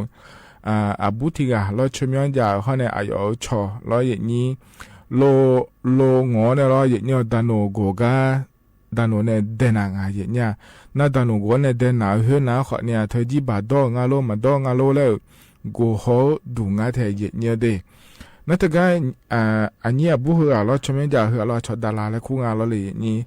เล็กเกินอย่างละเราเนี่ยล้นน่ะไม่เอาคาจิเลยนี่น่าย่อยชดไม่เอาคางอ่ะน่าย่อยชวนะเบอร์เอาคานะเบอร์ตอนนู้นจะสุสานยาแล้วเราเนี่ยแดงอ่ะตอนนู้นแดงโลแล้วน่าก็โดนละหมอโลเราเนี่ยหัวเราจังหายเนี่ยน่าสดใสไงนะอาบูคู่ขาเหลียเนี่ยเราเห็นเนาะที่ปอบอเสแล้วก็จีบาหุมาดองอโลแล้วนะขอเนี่ยชอแล้วบอจิยาเนี่ยบอล้อเนี่ยเราเนี่ยบอเสเนาะแล้วเราเนี่ยจีบาดองาโลมาดองาโลแล้วชอเชงาเดแล้วงาเถจิมิเนี่ยงาแล้วก็น่ะอเดือไทยมีของหลักเว้นนาเราเนี่ยจีบาหุมาดอนะเราเนี่ยโลจุมันก็จะจุมนะคนนี้บองและสวัสดีเนี่ยเดน่ะนี่เหรอนะดอมาสิขอเนี่ยเราเนี่ยดานโนบีบอลเลยจังเงกันนี่เยอะเลยแต่เลยนี่ตะกาอาจจะมันเนี่ยยาหอโลน่าเลยยาหมอโลน่าเลยเนี่ยกันนี่เยอะเลยแต่เลยเจเลยเนี่ยเห็นกันนี่บีมาคนนี้ยุ่งเที่ยเหตุแต่ที่โปเตเธอเนี่ยจีบาดอมาดองอร่อยบอลทั้งหมดบอแล้วบอเซ่แล้วสร้างอะไรหนูละอายุคนเนี่ยมาบอจะเลยนี่มาบอแล้วกันนี่แต่เลยเจแล้วนะโดยช่วยเนี่ยก็น่าที่พอไปพะคอนะคนเนี่ยอันนี้เหรอจีบาดอนเนี่ยมาบอเผงาโลแล้วขอนี่เกิดงาเถียนะบอนะขอนี่ก็โดล่ามีเนี่ยรอเลยนี่เธอมีเนี่ยอาศัยเงี้ยนะรออันนี้เหรออายุขอนี่เธอบอลเธอมาบองอะไรจีบาดอนมาดองโลแล้วเชื่อเธออายุขอมาบองอะไรใส่เงี้ยเนี่ยท่าเดียเนี่ยเดนั่นเนี่ยท่าเนี่ยยูบองเนี่ยเธอก็จีบาหุมาดองเดลซ้อนเนี่ยรอเนี่ยเธอมีเนี่ยเฮก็เนี่ยจะก็กาดานเนี่ยเฮเลยนี่อาจจะมีเนี่ยงาแล้วก็น่าอุศงานเนี่ยเกิดล้ออย่างนี้อาเดือไทยมีของละคนน่ะล้อเลยอย่างนี้จีบาหุมาดอนาล้อโลแม่โลเคแม่มาบิงวามาบิจูมาเดียเนี่ยเดลอีชาเอก็มาโดลาพายแล้วงานเนี่ยนี่น่ะยจะมาเจงอย่างนี้จีบาดอเนี่ยล้ออย่างนี้ถ้าก็ดานโกดูมอเนี่ยดานโเดนาเนี่ยดานโเธอโกเนี่ยล้อบอลเธอมอจีบาดองอโลมาดองอโลแล้วบิบองเนี่ยมาบอนาอย่างนี้เดยังจังปองอะไรซ้อนอะไรเนี่ยจีบาดองอะไรซ้อนเนี่ยยังหอบไปยูบังเดยเนี่ยเดน่าจะรู้ยูบังก็ดูงาแล้วก็น่าขอเนี่ยเนี่ยขอที่ขอมาเจนี่ยายโลมันเงินน่าขอในสดัดเดียวล่ะพัดเดือดของงาผ้าบ้านเนี่ยเจเนี่ยละตาวปาก็ดูน่าหนีมือบามาเจนี่ตีเจเดมันเงินน่าขอนี่ขอนี่ยาอันเนี่ยเราเนี่ยเธอเนี่ยสดาขอนี่ตีเจเนี่ยน่าเธออินุมนาลอยจังเฮนามาเชพะเฮนาลอที่ปอมอเนี่ยนี่ยังเงฮโลยุบังนั้นใหญ่ใจลออายามที่โคละคือนี่ปอที่ปอไอทุลพยามอนะพยุบังได้สิเดแล้วพะเกิดเทเยเนี่ยเดที่มีเนี่ยหมูยอขายจังงาเทเยเนี่ยลอยอฮามอโดขอมาลาชาพะอาชอขอนี่มาเดยพะจีบาหุมาดอนาโลมโลเคมทางอเดเยเนี่ยเดนั่นเธอแต่มังเงอสวยเจียลอดานโนจอกาอีกเนี่ยลอดานโนบิบองมาบอนะถ้าก็จะน่าเที่ยวไปเนี่ยลอดานโนเนี่ยลอยมานะหานี่มาเกิดงาเดแล้วหมดทิตีแล้วพระบาจะเดเยเนี่ยเดถ้าก็ความผิดฐานฝ่าฝืนคำสั่งเจ้าพนักงานและคู่งานเทเยเนี่ยลอเธอมีเนี่ยเยเนี่ยของอันเนี่ยสดาติแต่มังเงอเยเนี่ยแต่ก็หมดที่เอาไปก็ดูนะเราสายยาดาเล่งเธอล้อเลยนี้สายดาเล่นนะขอเนี่ยใบขับขี่เธอบาลาโกเสียในละตาเอาไปมาบิจุมเนี่ยบินาโลมันก็น่าขอนี่แบบขี่มาบิจูเนี่ยมาบิยุมนี่ล้อยูโคโลแล้วงานเทเยเนี่ยที่ไม่ได้ใบขับขี่มาจานะโลมายุมยาและซอถาเดเยเนี่ย โลมาพยายุมโลคือมาพยายุมง่าเนี่ยรอใบขับขี่เธอบินาฐานะล้อดานมอนะยะติติแล้วพยุหมาฉีบาขี่เธอมายากาโลยุมง่าเดแล้วรอเยเนียวเธอมีเนี่ยเยเนียวเฮนาล้ออเดือไทยมีของยังคนล้วยาวล้วยเยนี่อยู่นะล้วยจังแต่ว่ามันนี่นายจำก็ขอนี่ล้อเยเนียวจิบาดอนะล้อเยนี่อยู่ให้มันหนึ่งมิเนี่ยล้อเลยนี่โลยุมก็จะยุมเธออยู่ให้มาดูขอชาลาล้อยาจังล้อเยเนียวน่าช่องขอเนี่ยเลยใช้เยอะขอเนี่ยพยายจังเธอมีเนี่ยอีนุ่มมือละคุยนานัวเราอยากกันอะไรเนี่ยมือละคุยนานัวเราอย่างเงี้ยเฮก็ก็อินเดียตัวเด็กยังหมดเมียเลยยิบาตัวเอมาเลยแล้วน่าเราอย่างเงี้ยโลคุยในบิทอฮายังงาเทียอย่างเงี้ยเด้แต่ก็แอปพลิเคชันแล้วคุยปานในเราอย่างนักเอาปานในเทียเหตุแต่ละก็สวยไหมอีนุ่มน่าเราเมื่อน่าขอนี่รถแดงหุ่มมาลุแล้วขอนี่ยังงาเราเจ๊มาเมื่อละคุยตุกหุ่มมาขอนี่ยังงาแล้วเนี่ยอย่างนี้เธอก็คุยในบิทอฮาอีเขาเกิดนี่เราอย่างเงี้ยแต่โน้ขอนี่มาเยอะช่องขอนี่มาละใช้อยู่หามาดูขอมายานาผาเดเล่เยเนียวจากการกาดานเนอบิสิบิกาเลเดเยเนียวเดเฮกาหนาวเนี่ยต่อชาติบิมเล่พนาหารามาเดอันยิบุยูในชาต่อช่างาเยเนียวล้อนึกาเพลุเลและชาต่อช่างาเดที่เขาลอยนาหาเบียดามา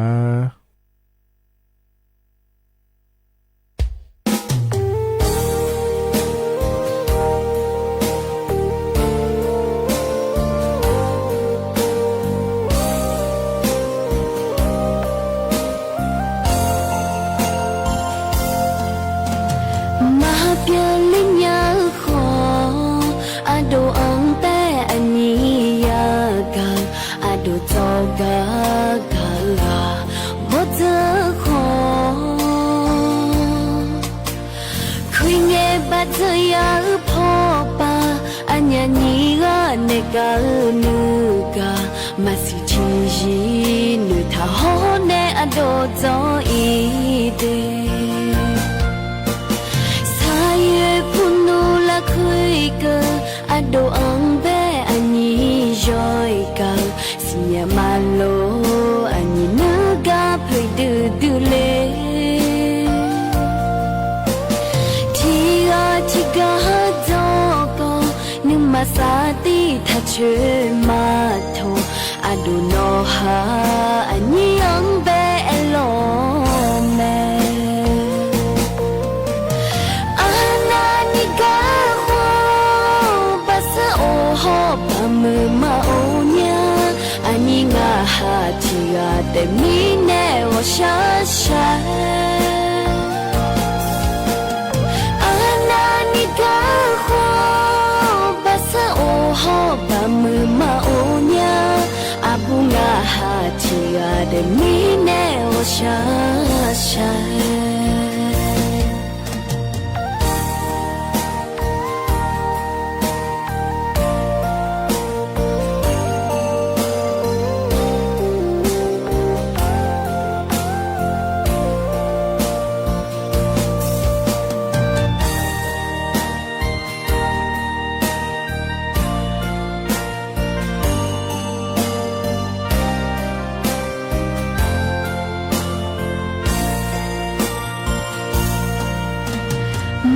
เปียลิญญาขออโดอังแต่อันนี้ยากาอโดโจกากาบ่เจอขอคุยเงบัดยาพ่อปาอันยานี้ก็เนกาลูกามาสิทีจีนุทาโฮเนอโดโจอีเดพุนูละคุยกะอโดอังเบอันนี้จอยกะสิยามาโลอันนี้นึกาเพยดูดูเลที่กาโจก็นึกมาสาติทัชมาโทอโดโนฮาอันนี้ยังเบเอโลเม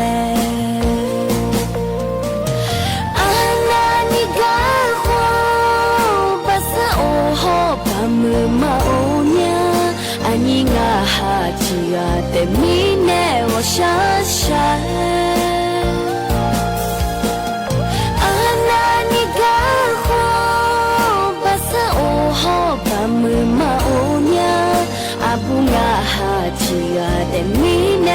想想，啊你啊哈提啊的米呢，我想想。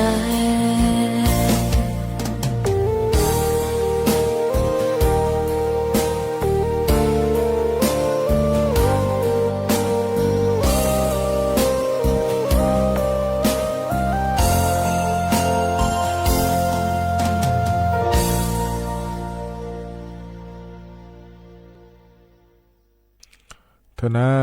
ดอชาใจที่บิมล่ะอันนี้บุอยู่ในชาเดนิมเจกายนี่นายาถอนเจออายามเหละคุยพอเนี่ยบินาหาดาล่ะยานาหาเบียวดูเดยเนียวเดแล้วก็เลยนะเยนี่อ่ะนาลุเอเบียวแล้วยานาหาดาผายล่ะเยนี่อันนี้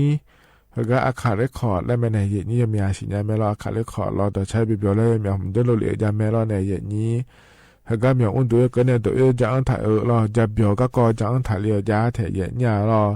เดี๋ยวเราเนี่ยขอเนี่ยพอในบินหน้าหาดาวเข้ามาเดไอ้คนนี้ยอนะรวยเราไปยันหน้าหาเกลือคนนี้ยันหน้าหาเกลือพายยันหน้าหาเปียดาพายก็อันนี้เนี่ยจะอันถ่ายเหอะที่ขอรวยแล้วหน้าหาเปียดามาหยีเนียวอีน้องดูน้าคนนี้เธออลีอาเบียหรออลีอาเบียชุ่มเมือกูเธอก็ยันแลขังจ่อยเจียมาดูก็เกินเนี่ยอยู่เบียดขอใจเจียจีก็จะอังไอเลียว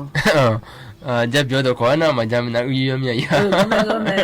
เลยอันนี้โมจิมีเนาะก็หูงามังกันตามาจันเนี่ยละเฮ้ยนะเนาะอาขยาที่ก็หากูพี่เนี่ยอะไรอย่างเงี้ยก็หูเดี๋ยวอาขยาหากูพี่ตัวมันเนี่ยmammaนี่เปียกก็ไม่ดีว่าและจะดูนั่นแหละเดี๋ยวขยามาสิญญามีอาคาที่ก็หากูพี่เนี่ยอะไรนะบ้านนั้นเนี่ยพี่เนี่ยอยู่ข้างหน้านั่นตอนนี้พี่เนี่ยอยู่ข้างหน้ามืออยู่กันนะหากูเอาทากอเลยน่าชงน่าโอ้มีชุนเด็กก็ดูเลยมั้งผมไงมีชุนยังดีอยู่มั้งเนี่ยหากูตัวน่าอีမျိုးอันที่มาข้างหน้าหากูอยู่กันพอปีงั้นน่าก็หัวน่าข้าวหากูอยู่พอน่าอยู่ออกมั้งไงพี่นั่นตอนนี้พี่อยู่ข้างหน้า我去也ตัวพี่อยู่ข้าง我就丢了。干嘛？我屁股差7年了。没呢，我那个那个我就个那，还个干嘛啦？我穿那没什么。太多那个不理解。他讲了，那没什么个有那好的个呢。还个有了咯。那提汤起罢了，那罢了，那比有比我那咯。那没什么那还来那啥子？ลุงนั่นหรอทานี่แตกกอนั่นน่ะ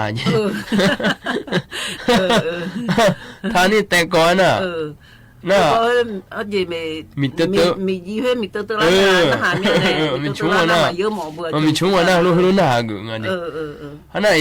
อ่ะเขาว่าน่ะจีแล้วส่งอ่ะแตกกาแล้วเนี่ยแต่การจมไปเอายาเนี่ยแต่การน่ะโหโลเดนุ่มกังอ่ะตัวมือแล้วแม่แล้วจะเนี่ยคือแต่การแล้วอ่ะโหโลเดนุ่มกังอ่ะอายุเนี่ยผิวขาผิวผิวผิวดูปลอเนี่ยเด็กกาถาอยู่มือเจียว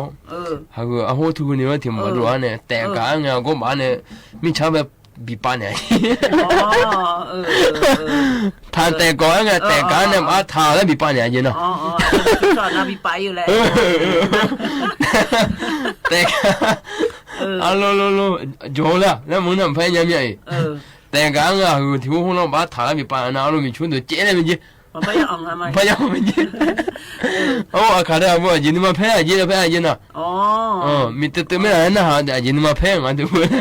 มาสิญญาดอกมาสิญญามีเนี่ยพยายามก็บ่ต้องสิแม่ดอกให้มาสิญญานะตัวสารางอะไรแล้วฮะน่ะโอ้จีเวเลยแล้วย้อนยินนะเขาว่ายินจนเจียแล้วฮะ我是还个摆没来那还没得跳来没见有劲了还个摆没来那完了有劲比8号那个哦这几少我这就去这边没要安静呢有个有批判也也对了会提高有对鸳鸯一样提高不就多没这提高我那阿皮提个会今年没跑有康啊ที่มาเขาเนี่ยมือพ่อ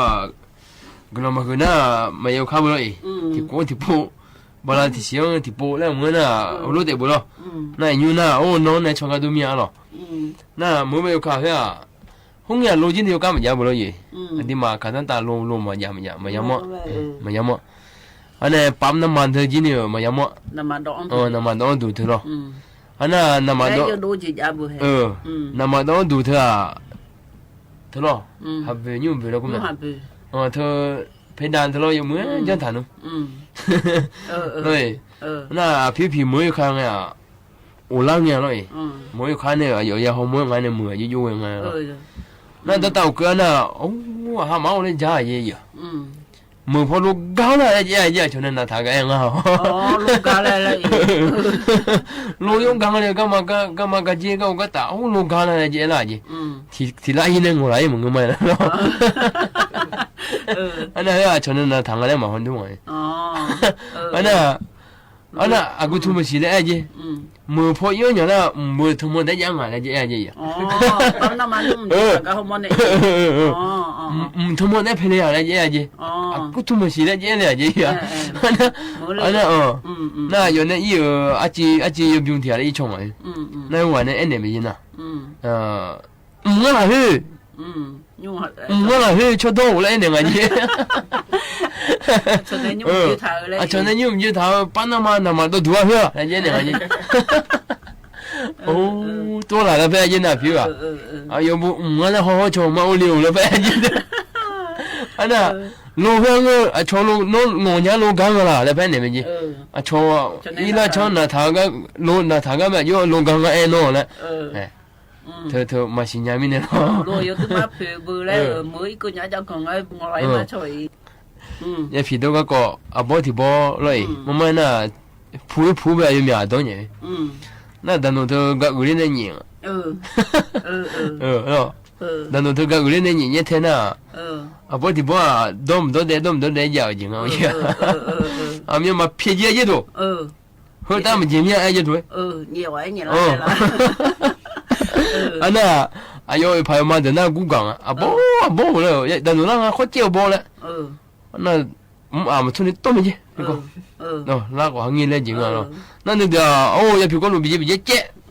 喏，俺牛啊包点啊，也不怕说接没去，个叫我们怕说接没去，那接，提到那要苹果路把接爸爸咯，提到那把接，那我提不嘛接呀，那都拍了个呢，你要那个接都连木个嘛接呢，都叫去。那妈母朋友有也苹果路提起咱们的阿爷么有母们的了很多那拍那个呢那拍的那叫来呢也苹果路么的不得也见的那么些比见的去那不来的去那不嘛国家来见的去อันน่ะยังผิดก็รู้ว่าอูดูยาวเลยนับเปิดลงมาดูเลยบ่ไหมวันนี้อันน่ะดันโนตัวจริงเนี่ยดันโน有สิพยายามอ่ะเนี่ย刚有สิ咯ดันโนสอบตี有สิงั้นเนี่ยประสบการณ์มายังอ่ะยังผิดก็รู้มึงก็ดูบิดนะอูแล้วนะมันจะถูกมากูตายกันแล้วเบอร์นึงอันนี้บิดเนี่ยนะดันโนว่าจริงเนี่ยกะเจยดูจ่อว่า청구에 나 뭐 엄마 좋아가 도네 바바 째라면 이제 나 너무 또 가지죠 뭐 째져서 아유 야 비걸로 고 째져서 뭐지 거기네 의미야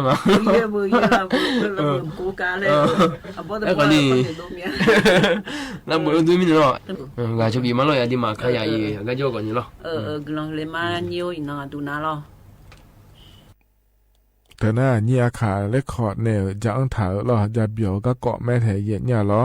เย็นเนี้ยนิ่มจีเขาก็พันในปีหน้าหาดากันหน้าหาเบียวดูเดย์เย็นเนี้ยเดย์เย็นเนี้ยเหอกันเลยนะยามข้าจะเล่าเหอล้อเย็นเนี้ยอายชากันแล้วพันในปีหน้าหาดากันมาเดย์นิ่มจีก็พันในปีหน้าหาดาเหอแล้วขอเนี่ยอโดนหลอกกอเนี่ยชาง่ายเย็นเนี่ยล้ออายามข้าจะเล่าหุ่มเพาะปีหน้าหาดาเนี่ยอายามเจี๋ยนะว่าอีมาเราอยู่กันเราจีนมือเดียขั้นที่สองราชการนายามชาลาหลวงฮกาเมียวมุ่งดูเนี่ยร้านเนี่ยเย็นนี่อยู่กันเราเนี่ยอุศนาลีเจร้านเนี่ยกว่าหลังเกินนี้แล้วพัฒนจุฬามาเดยิ้มจีโลยาอยู่มีเอียล่าเดน้าขอนี้ยาขายยองหล่อเดอากว่าอีมาเดอุดุธรรมะ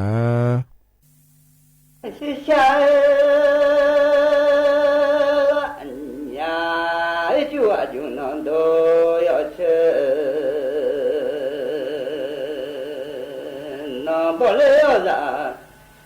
nông mỹ giàu cha máu tổ lộ la mỹ lo vang sang ở số lộ la mỹ nông ở mà lẽ ông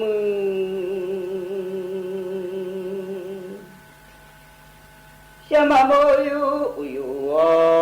sung tu tu chế su ra nô sẽ yêu mỹ nông sung nè nè hoa la chế cha mà nè chỉ nè mà ôi yo mà sẽ nhà lô du chi nè mà mỹ nông hoa cha mà cái nhà lô su ra nô cha mà ô rồi là mà đủ mà chẳng xoay là mà để lại nhà lỗ mừng sẽ xem bia sự ra nô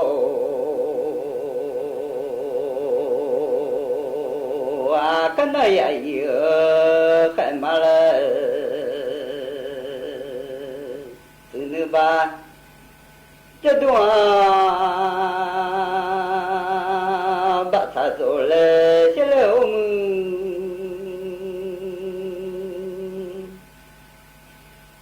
cái này ấy khai mà từ nơi ba cho đua bát sa mà tổ lệ nga cái này cái mà ấy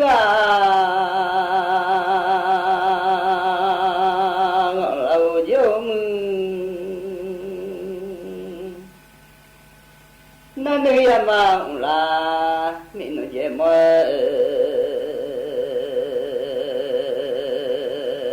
từ nơi tự về đó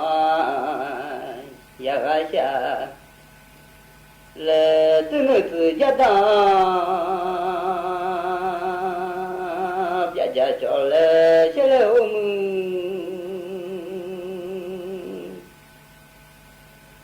từ nơi tự về đó ya mà cha lệ nga ho từ nơi tự gia đó bia gia mà cho lệ mà cần nói ya mà hoa gọi là nga diêu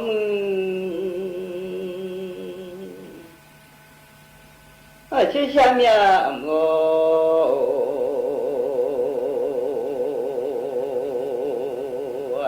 cho mà mi lô nọ thì gà đê ba thế bạ mưa khang thế chồng hoa đã thế đà mưa khang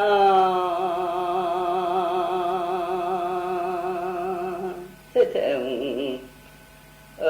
để lô mưa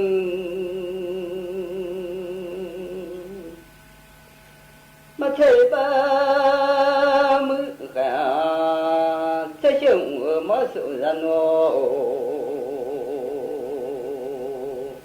bà thế thế mình nung thế đã mà gà lệ bà thế thế mình nung bà mưa nhà luôn nêu để thế để mưa khẽ thế thế mẹ họ sự gian hoa để thế thế mình nung mà gà lệ chúng ta ngọn lò mà cứ dậu nhà lúc lêu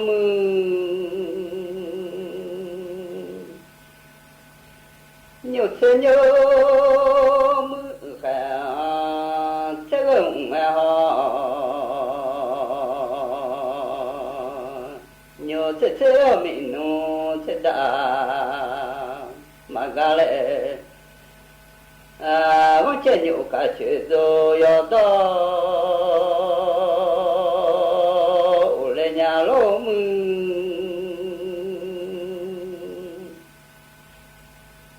是下面走上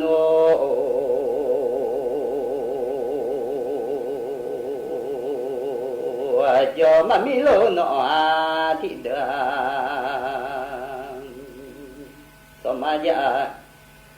有了庙门，什么家有了面，什么家有啥让来吃来老孬门，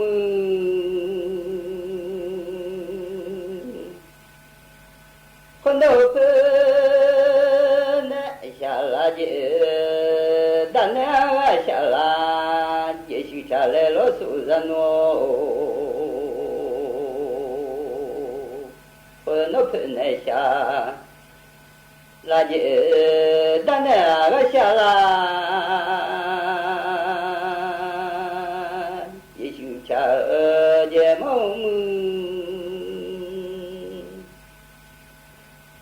瞧见马家米，我老想了，一家米弄了小，西个嘞，一家米弄马西嘞啊，一马木一马，弄什么米啦一扎。สถานีวิทยุกระจายเสียงแห่งประเทศไทยและเครือข่ายทั่วประเทศเสนอข่าวต้นชั่วโมงรู้เร็วรู้จริงเกาะติดทุกสถานการณ์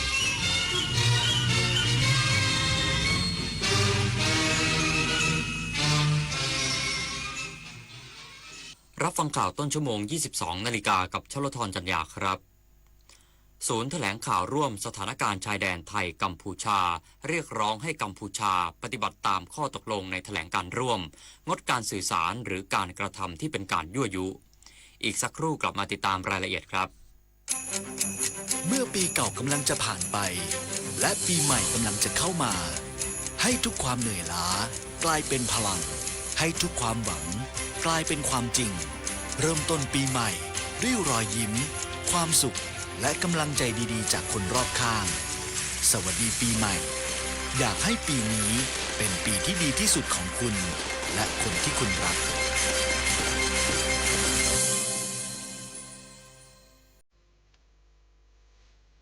23 มกราคมนี้ห้ามพลาดถนนดนตรีไลฟ์พบกับบทเพลงแห่งความรักความหวังความฝันสื่อประสานด้วยพี่น้องร้องเพลงหนูมิเตอร์และบิวกัลยาณีชมฟรีตั้งแต่เวลา 18 นาฬิกาเป็นต้นไปณห้องออดิทอเรียมอาคารศูนย์ปฏิบัติการสถานีวิทยุกระจายเสียงแห่งประเทศไทยลงทะเบียนเข้าชมได้ที่ Facebook Fanpage ถนนดนตรีเรายังเป็นนักเดินทางนี่เธอข้างบ้านเธอเขาทำอาชีพอะไรเหรอเห็นเปลี่ยนรถบ่อยๆมาทีไรเนี่ยไม่ซ้ำกันสักวันหลังนั้นน่ะหรอเขารับราชการอ่ะแต่รถนั่นน่ะเป็นรถที่ทำงานของเขาเห็นเอามาจอดที่บ้านน่ะเป็นประจำอ้าวทำแบบนี้ไม่ได้นะเข้าข่ายประพฤติมิชอบพบเห็นเจ้าหน้าที่รัฐปฏิบัติหน้าที่ล่าช้าละเลยละเมิดเลินเล่อแจ้งสำนักงานปปท.สายด่วน1206ใช้รถใช้ถนนทุกคนจงอย่าประมาทไม่ว่าจะกี่ยุคกี่สมัยเนื้อหาเพลงนี้ไม่เคยล้าสมัยสักทีเลยนะที่สำคัญต้องปฏิบัติตามอย่างจริงจังด้วยใช้รถใช้ถนนต้องเคารพกฎจราจรและมีน้ำใจให้กันและกันพวกที่เรียกกันว่าหัวร้อนลูกใครพ่อใครต้องหมดไปจากท้องถนนสักทีชีวิตวิถีใหม่ขับขี่ปลอดภัยไร้อุบัติเหตุศูนย์แถลงข่าวร่วมสถานการณ์ชายแดนไทยกัมพูชาเรียกร้องให้กัมพูชาปฏิบัติตามข้อตกลงในแถลงการร่วมงดการสื่อสารหรือการกระทำที่เป็นการยั่วยุเพราะอาจส่งผลกระทบต่อการสร้างความไว้วางใจระหว่างกันศูนย์แถลงข่าวร่วมสถานการณ์ชายแดนไทยกัมพูชาชี้แจงต่อสาธารณชนและสื่อมวลชนทั้งในและต่างประเทศถึงความสำคัญของการปฏิบัติตามมาตรการลดความตึงเครียดที่ได้ตกลงร่วมกันซึ่งการสื่อสารที่มีลักษณะเป็นการกล่าวหาโ ด้วยการบิดเบือนข้อเท็จจริงอาจเข้าข่ายการไม่ปฏิบัติตามมาตรการดังกล่าวรวมถึงการเคลื่อนไหวและการสื่อสารในลักษณะยั่วยุอาจส่งผลกระทบต่อบรรยากาศแห่งความไว้วางใจนอกจากนี้การกล่าวหาโดยไม่สะท้อนข้อเท็จจริงครบถ้วนอันอาจก่อให้เกิดความเข้าใจคลาดเคลื่อนในประชาคมระหว่างประเทศจึงขอเรียกร้องให้ฝ่ายกัมพูชางดการสื่อสารโดยการกระทำที่เป็นการยั่วยุและใช้กลไกที่ตกลงร่วมกันในการตรวจสอบข้อเท็จจริงอย่างโปร่งใสโดยประเทศไทยขอย้ำว่ายังคงยืนยันความพร้อมในการดำเนินการผ่านช่องทางการสื่อสารโดยตรงและสม่ำเสมอตามที่ตกลงกันไว้ในแถลงการร่วมข้อ 14 และข้อ 16 และการเจรจาการทูตและกลไกสันติวิธีที่ได้ตกลงร่วมกันเพื่อรักษาสันติภาพเสถียรภาพและความปลอดภัยของประชาชนทั้งสองฝ่ายปริญญวิทย์ เปี่ยมสมบูรณ์รายงานรองประธานคณะกรรมาธิการการเทคโนโลยีสารสนเทศการสื่อสารและการโทรคมนาคมวุฒิสภาและรัฐบาลใช้พระราชกำหนดลดขั้นตอนการออกกฎหมายและจ้างผู้เชี่ยวชาญนอกระบบราชการสร้างความมั่นคงปลอดภัยทางไซเบอร์นาวาตรีวุฒิพงษ์พงษ์สุวรรณรองประธานคณะกรรมาธิการการเทคโนโลยีสารสนเทศการสื่อสารและการโทรคมนาคมวุฒิสภากล่าวว่าประเทศไทยกำลังเผชิญปัญหาสำคัญจากภัยสแกมเมอร์หรือการหลอกลวงเงินคนไทยโดยศูนย์กลางของกระบวนการนี้อาจอยู่ที่กัมพูชาหรือเมียนมาแม้จะมีการปราบปรามอย่างเข้มข้นแต่ยังมีข่าวว่าอาจย้ายฐานมาอยู่ในประเทศไทยปัญหาสำคัญคือการร่างกฎหมายไทยมีความล่าช้าจึงเสนอให้ตรากฎหมายในรูปแบบราชกำหนดเกี่ยวกับอาชญากรรมทางไซเบอร์ที่สามารถออกได้ภายใน 3-4 เดือนโดยวุฒิสภากำลังผลักดันร่วมกับรัฐบาลนอกจากนี้ยังเห็นว่ารัฐบาลจำเป็นต้องลงทุนในโครงสร้างพื้นฐานและส่งเสริมผ่านหน่วยงานอย่างสำนักงานส่งเสริมเศรษฐกิจดิจิทัลอย่างจริงจังและโปร่งใสสำหรับความมั่นคงปลอดภัยทางไซเบอร์ไทยมีมาตรฐานการป้องกันที่ดีตามมาตรฐานแต่ยังขาดมาตรการในการตอบโต้หรือการปราบปรามโจรไซเบอร์เชิงรุกขาดบุคลากรที่มีสมรรถนะสูงจึงเสนอให้มีการจ้างผู้เชี่ยวชาญเข้ามาทำงานด้วยสัญญาจ้างระยะสั้น 5-10 ปีพร้อมระบบแบ่งปันผลประโยชน์ที่ยุติธรรมแทนระบบราชการเดิมที่ต้องสอบกพ.และรอเติบโต 25-30 ปีซึ่งไม่ทันต่อความรู้ไซเบอร์ที่เปลี่ยนแปลงไปชวิสาปทุมมารายงานธนาคารแห่งประเทศไทยเปิดลงทะเบียนโครงการปิดหนี้ไวไปต่อได้เริ่มวันพรุ่งนี้เพื่อช่วยลูกหนี้จัดการหนี้เสีย ธนาคารแห่งประเทศไทยหรือธปท.แจ้งว่าตั้งแต่วันพรุ่งนี้เป็นต้นไปธนาคารแห่งประเทศไทยกระทรวงการคลังและสถาบันการเงินร่วมมือกันช่วยเหลือลูกหนี้เปิดโอกาสสำคัญให้คนที่มีหนี้เสียทุกประเภทกับผู้ให้บริการทางการเงินรวมไม่เกิน 100,000 บาทต่อคนณวันที่30กันยายน2568สามารถเคลียร์ประวัติได้ในที่เดียวลูกหนี้ที่สนใจลงทะเบียนเข้าร่วมโครงการปิดหนี้ไวไปต่อได้ที่เว็บไซต์แบงก์ชาติ www.bot.or.th/cleardebit หรือเว็บไซต์ของแซมบริษัทบริหารสินทรัพย์สุขุมวิท www.sam.or.th หรือช่องทางของสถาบันการเงินที่เข้าร่วมโครงการแซมจะช่วยจัดการหนี้เสียที่ไม่มีหลักประกันอย่างบัตรเครดิตบัตรเงินสดด้วยการปรับโครงสร้างหนี้แบบผ่อนปรนเช่นลดเงินต้นยกเว้นดอกเบี้ยในระหว่างมาตรการช่วยให้ปิดหนี้เร็วขึ้นฟื้นฟูประวัติเครดิตให้ดีอีกครั้งลูกหนี้เลือกแนวทางที่เหมาะสมกับตัวเองได้2แบบคือจ่ายปิดจบทีเดียวหรือผ่อนชำระได้นานสูงสุด3ปีไม่คิดอัตราดอกเบี้ยระหว่างเข้าร่วมโครงการเมื่อลงทะเบียนแล้วจะมีเจ้าหน้าที่ติดต่อกลับโดยตรงนพศรแก้วคำรายงานจบข่าวชโลธรจัญญาอ่านรับฟังข่าวครั้งต่อไปเวลา 23:00 น.ครับติดตามข่าวที่นำเสนอไปแล้วได้ที่ www.thainews.prd.go.th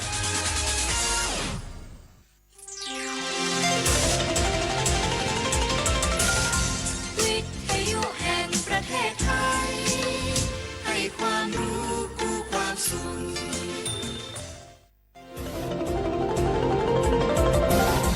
วิทยุแห่งประเทศไทยให้ความรู้กู้ความสุข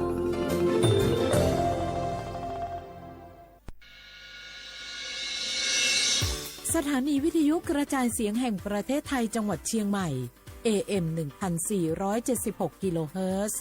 สถานีวิทยุภาคภาษาชาติพันธุ์แห่งเดียวในประเทศไทยที่มีความทันสมัยเชื่อถือได้สร้างอัตลักษณ์กลุ่มชาติพันธุ์สู่สากล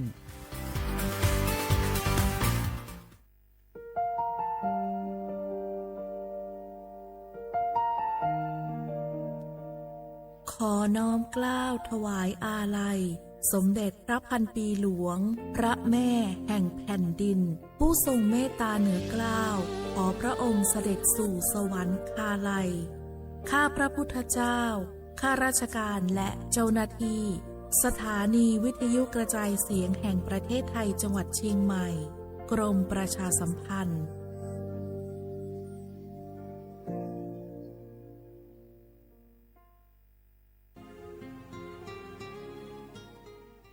This is a moment of profound grief for the Kingdom of Thailand. The collective voices of Radio Thailand Chiang Mai join the Thai nation in mourning the passing of our beloved Queen Martha, Her Majesty Queen Sirikit. Her life was a testament to the unwavering service, grace, and deep love for the Thai people. Our humble condolences and thoughts are with His Majesty the King, the royal family, and all the Thai people during this deeply sorrowful time. We will remember her forever.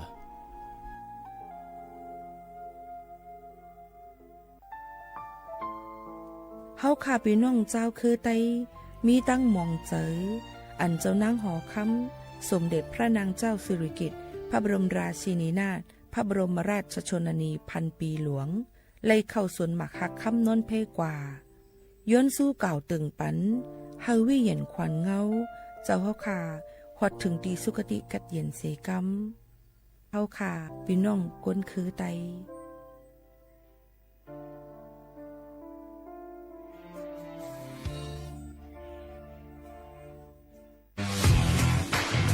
รัฐบาลไทยประกาศสงครามสแกมเมอร์รัฐบาลจึงได้ประกาศสงครามกับสแกมเมอร์ในฐานะที่สแกมเมอร์เป็นวาระแห่งชาติและในวันนี้ผมก็ได้ใช้โอกาสนี้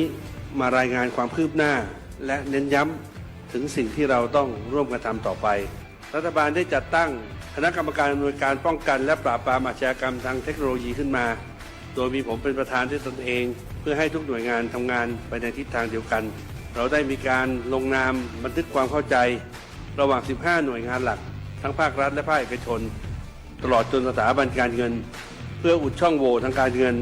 และตัดเส้นทางเงินของขบวนการอาชญากรรมเหล่านี้ให้สิ้นซาก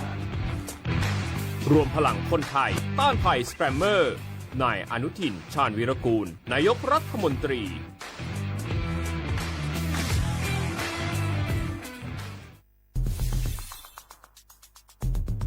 แค่ 3 ปีความเสียหายจากอาชญากรรมไซเบอร์ของคนไทยพุ่งทะลุถึง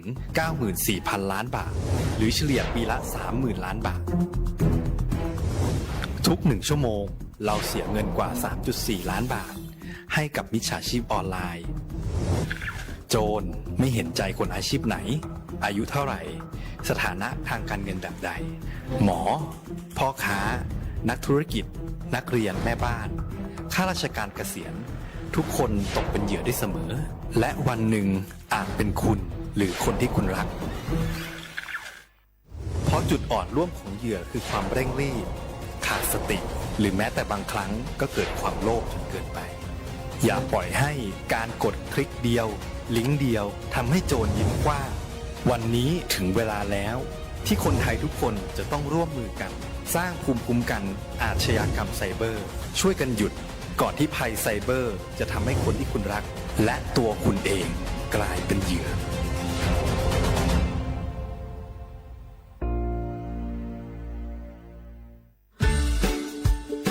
คำขวัญวันเด็กแห่งชาติปีพุทธศักราช 2569 รักชาติไทยใส่ใจโลกสถานีวิทยุกระจายเสียงแห่งประเทศไทยจังหวัดเชียงใหม่ขอเชิญน้องๆหนูๆร่วมงานวันเด็กแห่งชาติประจำปี 2569 ในวันเสาร์ที่ 10 มกราคม 2569 เวลาตั้งแต่ 8 โมงจนถึงเที่ยงกิจกรรมตอบคำถามเล่นเกมลุ้นรับของรางวัลมากมายแล้วพบกันนะคะ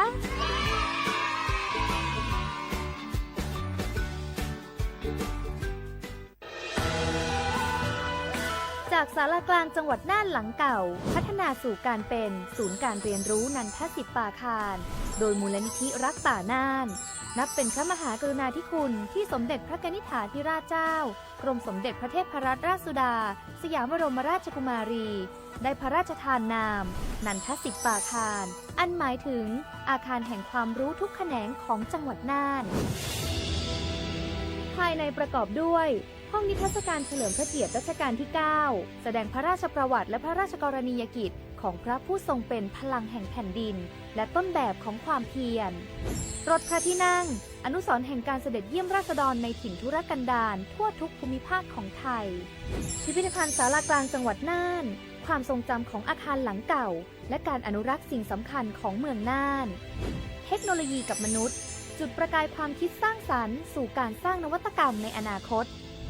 น่านซิมูเลชันแนวทางจัดการขยะที่ยั่งยืนเพื่อตระหนักถึงผลกระทบต่อสังคมเศรษฐกิจและสิ่งแวดล้อมห้องสมบัติน่านย้อนรอยสู่อดีตและความรุ่งเรืองของนครน่านผ่านเงินตราเครื่องเงินและผ้าทองเปิดให้เข้าชมฟรีไม่มีค่าใช้จ่ายตั้งแต่เวลา 9 นาฬิกาถึง 17 นาฬิกาหยุดทุกวันจันทร์และวันนักขัตฤกษ์มาร่วมอนุรักษ์สืบสานสร้างสรรค์ศิลปะวัฒนธรรมและวิทยาศาสตร์ของเมืองน่านคุณค่าที่น่าภาคภูมิใจ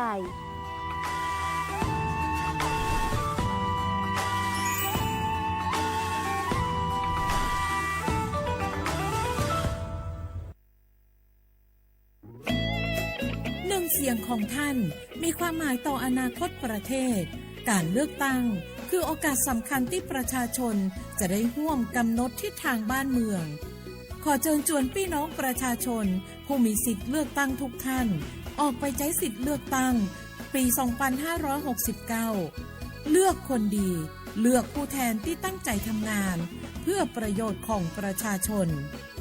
บดีปล่อยให้เสียงของท่านเงียบหายเพราะประชาธิปไตยเริ่มต้นที่การไปใช้สิทธิ์ร่วมกันไปเลือกตั้งอย่างพร้อมเพรียงกันวันอาทิตย์ที่ 8 กุมภาพันธ์ 2569 8 โมงเช้าถึง 5 โมงแลงใช้สิทธิ์ใช้เสียงเพื่ออนาคตของประเทศไทย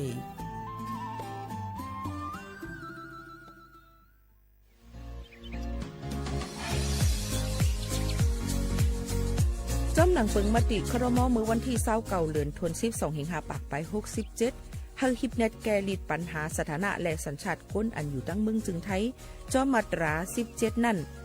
ตอนตาพี่น้องเฮาเขาอันเข้ามาอยู่ตั้งเมืองไทยหึงนั้นและมีไว้เขาจอมเปิงเฮากว่ายืนย้อนสถานะต่างดาวของเมืองถูกแม่นจอมเปิงไล่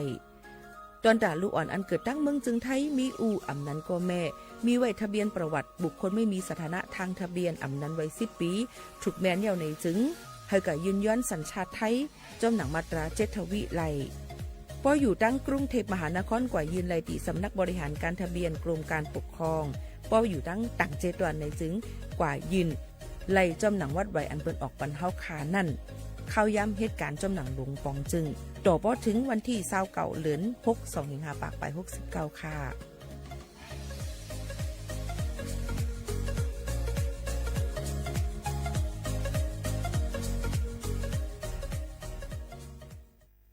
พี่น้องเขาสนใจใครปืนเผาผ่านตั้งห้องปล่อยเสียงสวทเก้งใหม่ปั่นตั้งหูห่มปาดังมีดังซื้อถ่อมแจ้งแล้งหลีกว่าไก่ในปื้นตีเจดอนเก้งใหม่กับสืบมาเลยดีสวทเก้งใหม่หมายฝน053-276-068และ092-246-8579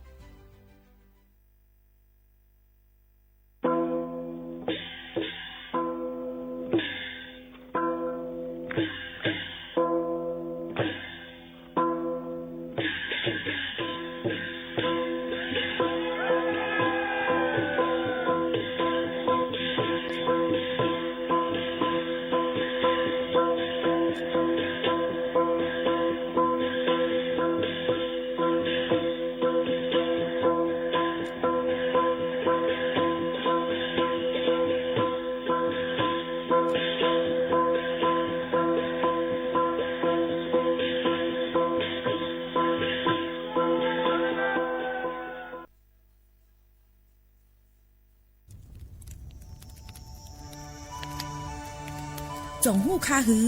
ก้อนโมก้อนไฟอันเผาอยู่ตีกลางป่างนั่นอ่ำเลยหายกว่าตั้งเลยมันเตเป็นฝุ่น PM 2.5 สีขึ้นมาเฮ็ดให้ป้ายอยู่ลีเฮาคาขึ้นในคาออ ลองลดย่อมปัญหาจังไหนในอ่ำหยาบค่ะเงื่องแวอ่ำเผายุกยักเหมือไม่ตนเยือตนเข้ากับในให้ในสวนเฮาเปลี่ยนมากองไว้จ้อมกันเสเฮ็ดเป็นฝุ่นสภาวะอ่ำนั้นแจกแผ่ยุกยักเฮมันปอดถูกเมียนอีกป้าดังโฮมมือกันฟังด้วยไฟไหม้ป่าเถินเฮาขาดฉุกดีเลยผูกต้นไม้น้ำเพิ่มปันปืนตีสีเขียวเฮ็ดเฮาจันล้มเสียนใส่ตาเฮากูก็เลยตั้งมุงมองเฮาลีเสฐานหน้ากอกับสืบปืนเผาตี3กรมประชาสัมพันธ์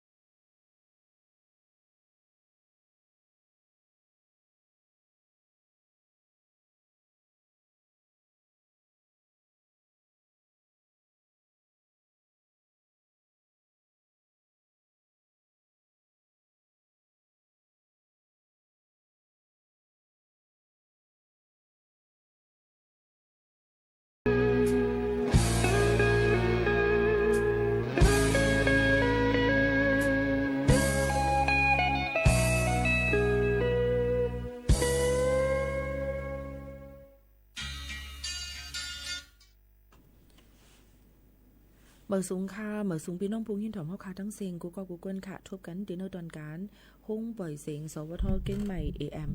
1476 กิโลเฮิรตซ์ค่ะอยู่เป็นอ้อยก็อ้อยเซลจำกันกูวันพอถึงมาเข้ายาม 10 โมงถึง 11 โมงกลางมื้อกลางค่ำอยู่จ้อมบ่แม่พี่น้องเฮาเขาค่ะตอนดานในวันเมื่อได้ถึงมาในวันอาทิตย์ที่4เดือนธันวาคม2เฮงปลาย26ปีได้2เฮง1ปากปลาย20ปีก็จะในเฮง3ปากปลาย87คู่ในนั่นค่ะก็ติมาถึงเรือนกำลอง1คำฮอดถึงมาในวันเมื่อได้อยู่จ้อมเขาผู้ปืนเผาแลผู้จัดรายการยิ่งหมูขาวนุ่นสุภาวันเชื้อสารวินเป็นอ้อยก็อ้อยเซปอแม่ปีน้องๆเขาอยู่ค่ะสุขาในวันเมื่อได้เป็นวันอาทิตย์ค่ะเนาะพี่น้องเขามังก็เตลือการมังก็เตอำเลยลือซึ่งหือก็หลีค่ะบ่มีข้าวย่ำตัวตั้นนี่ก็มาถ่อมมาอุบโอ้จำกันในตอนการเฮาค่ะที่ในเอามาได้ถ่อมตั้งเรดิโอออมลม AM 1476 กิโลเฮิรตซ์เอามาได้ถ่อมตั้งแฟนเพจ Facebook สวทเก่งใหม่ AM 1476 กิโลเฮิรตซ์และด้วยตั้งไลฟ์ TikTok นะคะเฮาค่ะเพิ่มตื้อปันป้อแม่ปีน้องๆเฮาเขากูก็กูก้นหนังหือบ่ได้เข้าถึงป้อแม่ปีน้องๆเขานั่นวัดซึ่งหนังไหนค่ะอ๋อค่ะย่ำพ้องตะเหลียวตั้งเจรอนทั้งเมืองจึงไทยนั่นเลยค่ะก็ดีมีรองปังเลือกตั้งอบตในนั่นค่ะในวันอาทิตย์ที่11เดือนธันวาคม2เฮงปลาย26นี่ค่ะเนาะแล้ววันอาทิตย์ที่8เดือนธันวาคม2เฮงปลาย26นั่นก็จะเป็นปังเลือกตั้งหย่อนในแคบกลางเจอนะคะเลือกเอาจอมพ่องหลวงดั้งเมืองจึงไทยก็ก้นอันเหตุการณ์ต่างเตียนข่าววันก้นเมืองเสียมเสื้อหนังในตอนตาก้นจะซื้ออันมีไว้วัดไว้ไทยในนั่นค่ะพี่น้องของเขาอันนึงนั้นเคยย้อนฝากไว้ปันว่ามันจำได้ถึงในนั่นค่ะตอนตาได้เลือกตั้งอบตนะคะองค์การบริหารส่วนตำบลนะคะคนอันเหตุการณ์ภายในหวานนั่นขนาดเนาะก็นั้นแล้วเปิ้นก็ห้ามนะคะอำปันปูเกปูก้างวานฉะนั้นเก็บวัดไว้ประชาชนวัดไว้กับตูนั่นขนาดเนาะห้างลูกเฮือนั่นเอากว่าใจมือพ้องปังเลือกตั้งนะคะมีตามตั้งพิษปักเปิงหมายมีในนั่นค่ะอันนี้ก็เอามาฝากไว้ปันเจ้าหนังไหนค่ะบางปอกบางเลยว่ามันใกล้ๆเปลี่ยนใกล้ๆเกิดขึ้นมีมาอะไรอยู่นั่นขนาดเนาะลงตั้งเจ้าหนังไหนค่ะโยก็ยังพ้องจะเหลียวค่ะยังถึงเป็นวันลือแทง1วันเหมือนในก็กำดำเปิ้นก็ได้อ่อนกันปอกมือขึ้นเฮือนเผาวันเผามึงมันตอนตาได้ครึ่งปองให้สร้างการหลายรองหลายอันเจิมเจ้าหนังไหนค่ะเนาะย้อนนั้นแหละตั้งเส้นตั้งกว่ามาเนี่ยค่ะหลายๆตีหลายๆเจตอนจมเจ้าในก็ลดกาก็เตน้ำพี่น้องเขาก็หลุเลยผือข้าวยามเยาก็สุดรับสุดนอนเนี่ยก็หลุเลยลือฮือก่อนอย่าไปพุ่งฟื้นอย่าไปคัดแห้งให้ก็กว่านั่นขนาดก็จังเป็นเพื่อกึ่งกลางไรเนี่ยค่ะเมื่อหนังตั้งต่อถึงวันที่31มาต่อถึงวันที่2วันที่3เมื่อวานเนี่ยก็กวนหมอก 30,000 ก้อเนี่ยค่ะเนาะยาก็เตนำเที่ยงค่ะในวันเหมือนในมือผูกมาเนี่ยก็เปิ้นก็ดีมาแอลเล่ยาก็ดีปอกมือขึ้นไปเมืองมันเนี่ยค่ะหันก้นต่างตีซีเลียนอ่อนกันมาแอลเล่เฮาก็กะเลยเมืองเปิ้นก็กะเลยเมืองเฮาจึงซึ่งหนังไหนนั่นค่ะเนาะอ่อนกันกว่าแอลเล่จึงซึ่งได้สิเฮ็ดให้มีกวนกึนควันน้ำเนี่ยลดกากอกน้ำเนี่ยค่ะลองหลอดเพก็เปิ้นก็รู้ลอมด้วยถึงอยู่ใกล้กาซึ่งหือก็ลีเฮาคาก็รู้เลยฟังไว้กูสำแสนปึงนังหือเฮาขับบ่ได้หลอดเพกูลองกูอันเอามาได้เป็นลองตีอยู่ตั้นเศร้าลองตั้งกินตั้งยำอันเปิ้นอำขึ้นกาขึ้นขันมันนั่นเจ้าหนังไหนคะเนาะกูเปิ้นเอาขึ้นกาขึ้นขันมันนั่นขนาดไหนโยก็เดมีเที่ยงเมื่อหนังว่าเจ้าเจออันก้นไปหยอกแหลนกินเปิ้นก้นหายฮะเจ้าไหนก็เดมีกอบนั้นแหละหลานในนำเนี่ยค่ะจอมเส้นตาสายตั้งต่อถึงวันที่5บ่พุกเนี่ยค่ะเมาอย่าไปฮอรถเฮากาเจ้าหนังไหนค่ะก็เอามาฝากเตือนถึงพ่อแม่ปีๆน้องๆเขากูก็กูก้นให้แรงยินถ่อมเจ้าหนังไหนค่ะพี่น้องเขาค่ะมาด้วยแทงอันนึงเนี่ยค่ะพี่น้องเขามาด้วยเกี่ยวกับเลยลอง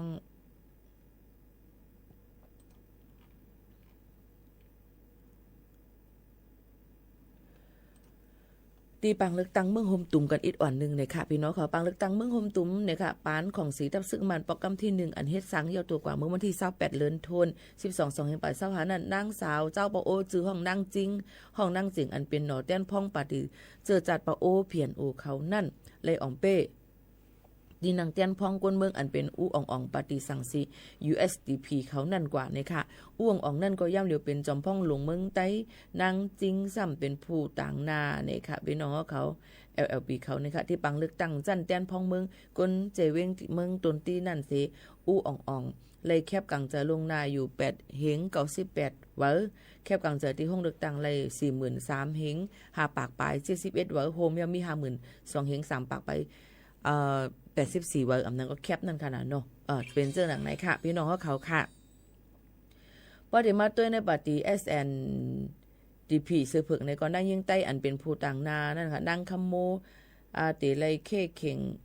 เคกันตั้งแก้มพ่องลงไผ่ห้องแรมและออกข้าวตั้งเมืองหมตุมในค่ะเนาะพี่น้องเขาก็ที่จันเตียนพองก้นเมืองจะเบียงเมืองป่านอันติจัดกว่าในวันที่11เดือนธันวาคมวันติดนั่นจ่องที่มีเทียงนั้นยิ่งใต้อันอ่องเป้ในพ่องหลงป่าตีเหยอะในนั้นหลู่เปิดด้วยว่าก้นเมืองปืนตีปันเฮียงเผอในเจ้าหนังในเทียงในค่ะนี่ก็เป็นรองปางเลือกตั้งเมืองโฮมตุ่มเมียนมาในนั่นค่ะเอาพี่น้องเขาก็เอาลองคืบหน้าในเอามาฝากตอนจูถึงป่อแม่ปีๆน้องๆเขาให้เลยฮับผู้ให้เลยยินถ่อมจ้อมกันในนั่นค่ะป่อแม่ปีๆน้องๆเขาค่ะอยู่เป็นก็เซจ้อมกันตีในถ่อมเขาเงาก็จ้อมกันในจังหือกอลีค่ะค่ะเฮพี่น้องเขานั้นมีดังซื้อเจอยก็ถ่อมเขาเงาให้คึดตันนั่นคือบ่ได้อำญาเปิ้นหยอกเลียนเฮาค่ะนี่ค่ะยก็ย่ำพ้องตาเหลียวเกี่ยวกับเรื่องจ้อมแดนดินเมืองไทยและเมืองกัมพูชาก็ยังตึก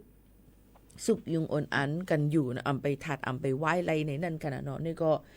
ยุ่มย้ำว่ามันจะมีลองกัดเย็นกันคันเพ้ออยู่เนี่ยค่ะบ่ได้มาด้วยเมืองเปิ้นได้ก็อำป้อเลยปลายเพเหมือนหนังวานเฮาเมืองเฮาใน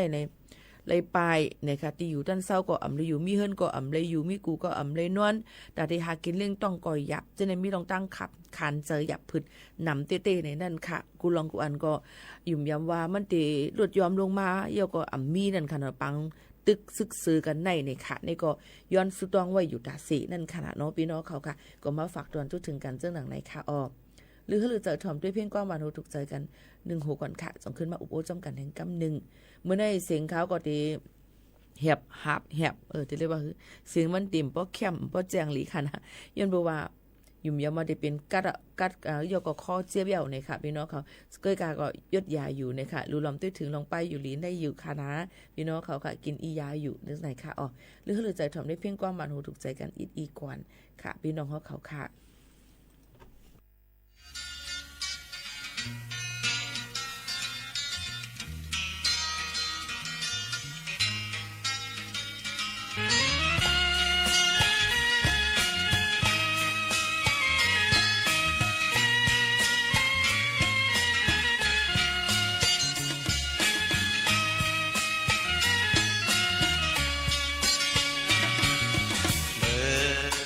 เสียงกองเสียงมองมาย้อนใจอันเสียงวันข้อความมาตื้อใจสาวห่างเดียวเป้แก่นหมอนึกย้ำยุ่มไหวมายกใจใจบอกมังเลยเตมันจางเย็นลายบอกลายเลยเตหูกาฟังยา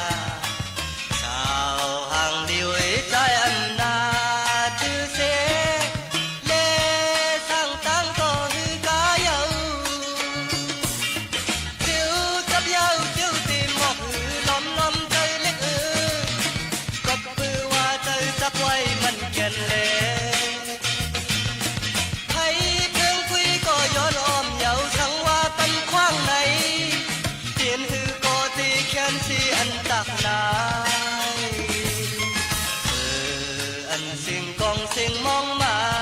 ย้อนใจอันเสียงวันขอความมาตื้อใจสาวห่างเดียวเคยถามบุญไหมคำอ้อมไทยป้องว่าจัง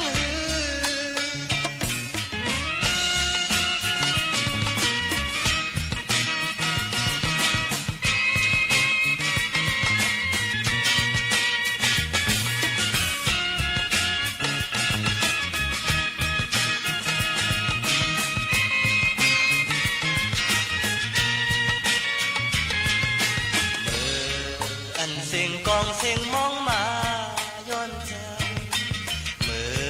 อันเสียงหวานขอความมาตื้อใจสาวห่างเดียวเป้แก่นหมอเลิกยามยุ่ม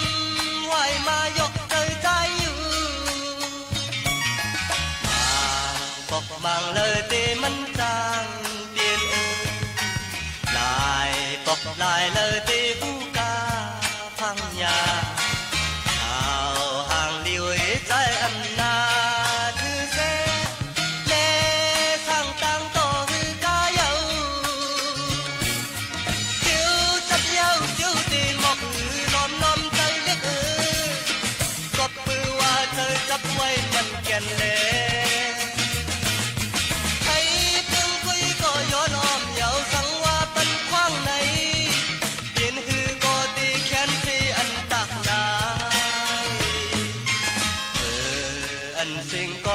มองมาย้อนใจเมื่ออันสิ่งวันขอความมาเตือนใจชาวห่างดีไว้ใครทำปุ่นมาคำอมไผ่ป้องว่าจึงหือ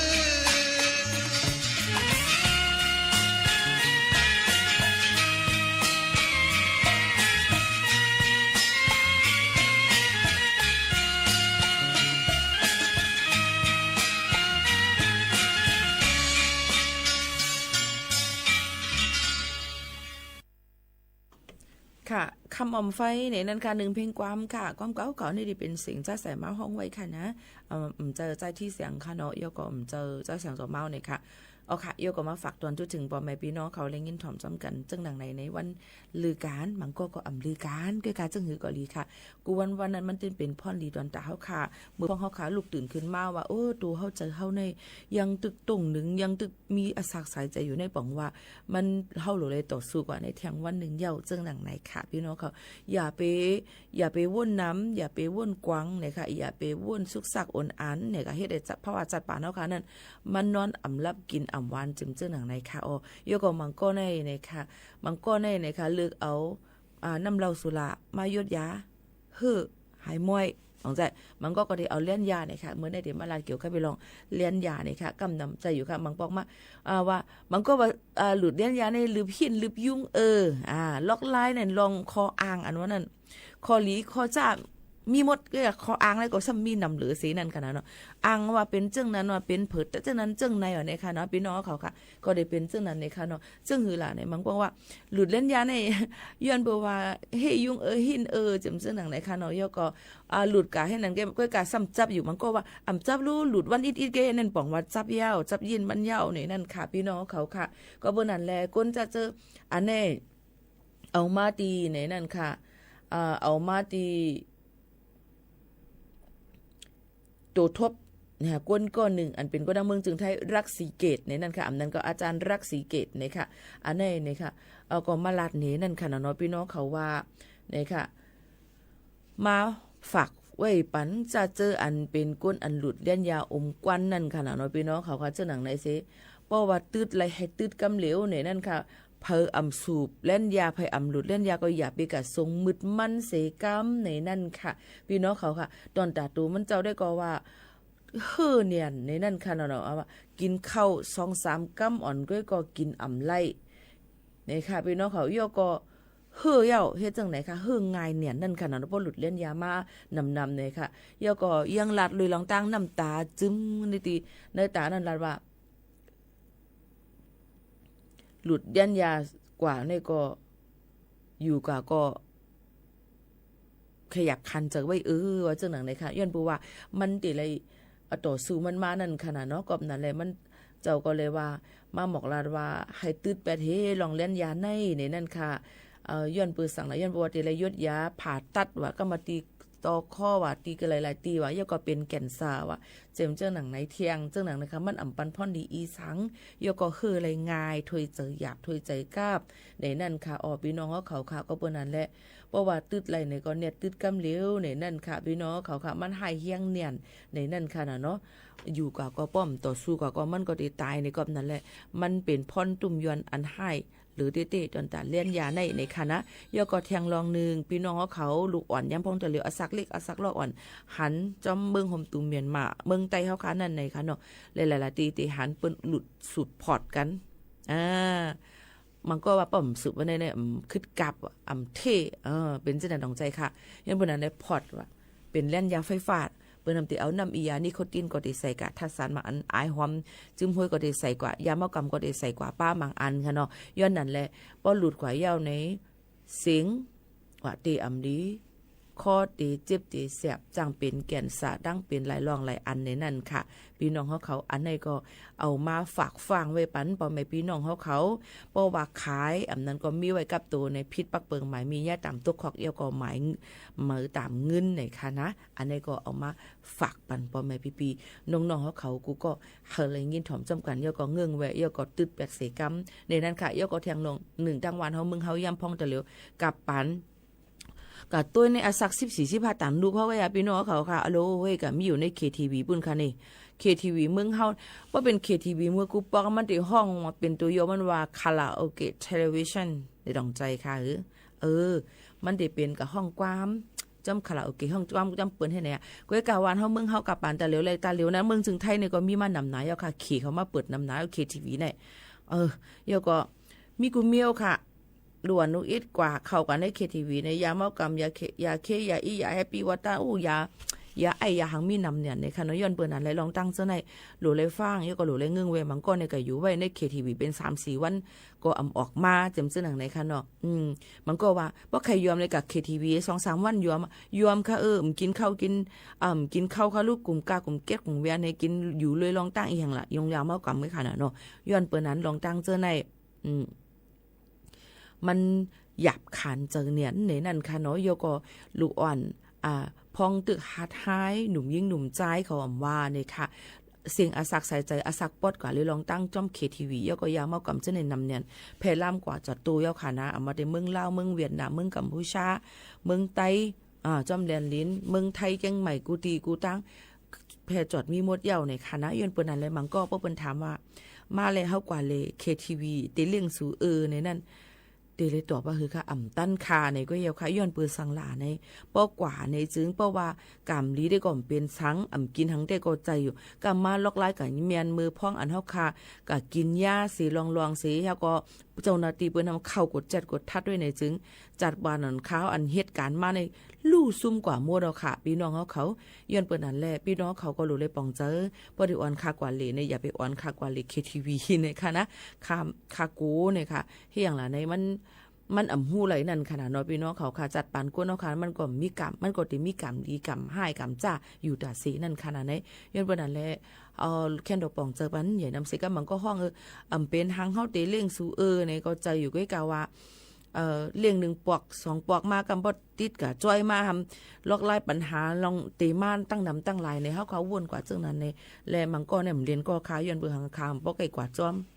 บ่กะจ้อมมาในทำมันก็ติหยาบได้ลองหลายอันย่อก็ลองลดพีย่อก็ลองนาทีการงานเนาะขาจังหนังไหนแทงในนั้นค่ะเฮาขำเลยเหตุการณ์มันเปิ้นนู่เปิ้นได้เปิ้นก็อยู่ไปกินโพเปิ้นก็ขนาดเนาะอันเฮาในค่ะ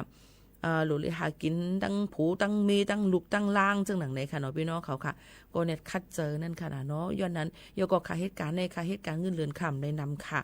มันเป็นการมึงการหาบการคุ้นการราชการมึงจึงไทยในนั่นในเอาอยู่จ้อมหนังปักเปิงหมายมีในนั่นค่ะใครเฮ็ดอีสังบางลองมาอันก็อ่ำไล่ใครกว่าที่เลยมาปอกบางไรก็อ่ำไล่เจิมเจ้าหนังในแค่นดอกป่องเจอปันค่ะอย่านำเสกัมในค่ะพี่น้องเขาค่ะหรือใจถ่อมด้วยแทงเพียงความหวานหูถูกเจออันย้อนกันเข้ามานั่นก่อนค่ะนะจ่องเจ็บห่าโหเจอในค่ะ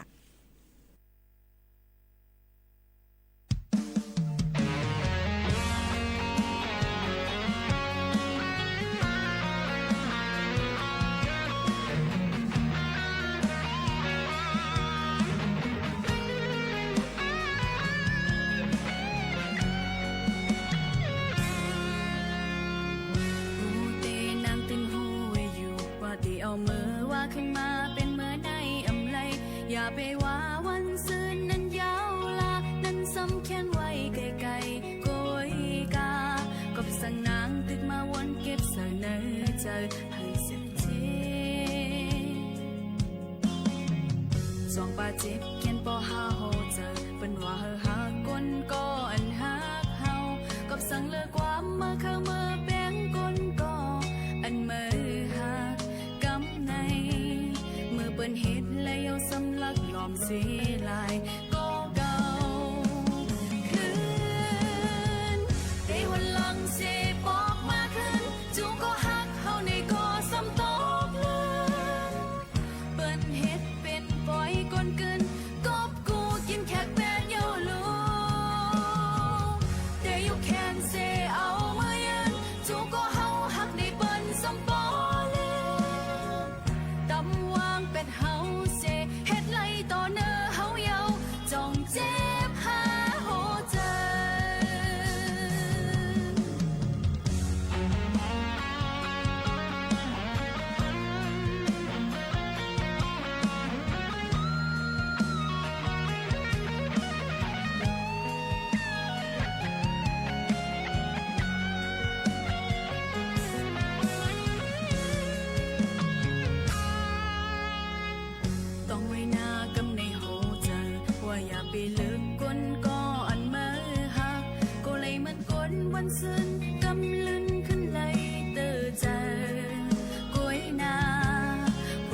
ปันก็ฮักเฮาเข้ามาสิตีสิหาโอ้ยเดวันหลังเสบอกมาขึ้นจูก็ฮักเฮาในก็สำตอกเลือนเปิ้นเฮ็ดเป็นปล่อยก้นกึนกบกูกินแค่เป็ดเย้าลูเดยุแคนเสเอามือยืนจูก็เฮาฮักในเปิ้นสำปอตำวางเป็ดเฮาเสเฮ็ดไล่ต่อเนื้อเฮาเยาจงเจ็บหาโหใจเอวลังเสบอกมาขึ้นจูก็ฮักเฮาในก็สำตอกเลือนเปิ้นเฮ็ดเป็นปล่อยก้นกึนกบกูกินแค่เป็ดเยาลูแต่อยู่แคนเสเอามือยืนจูก็เฮาฮักในเปิ้นสำปอตำวางเป็ดเฮาเสเฮ็ดไล่ต่อเนื้อเฮาเยาจงเจ็บหาโหใจจงเจ็บจงเจ็บหาโหใจจงเจ็บจงเจ็บหาโหใจ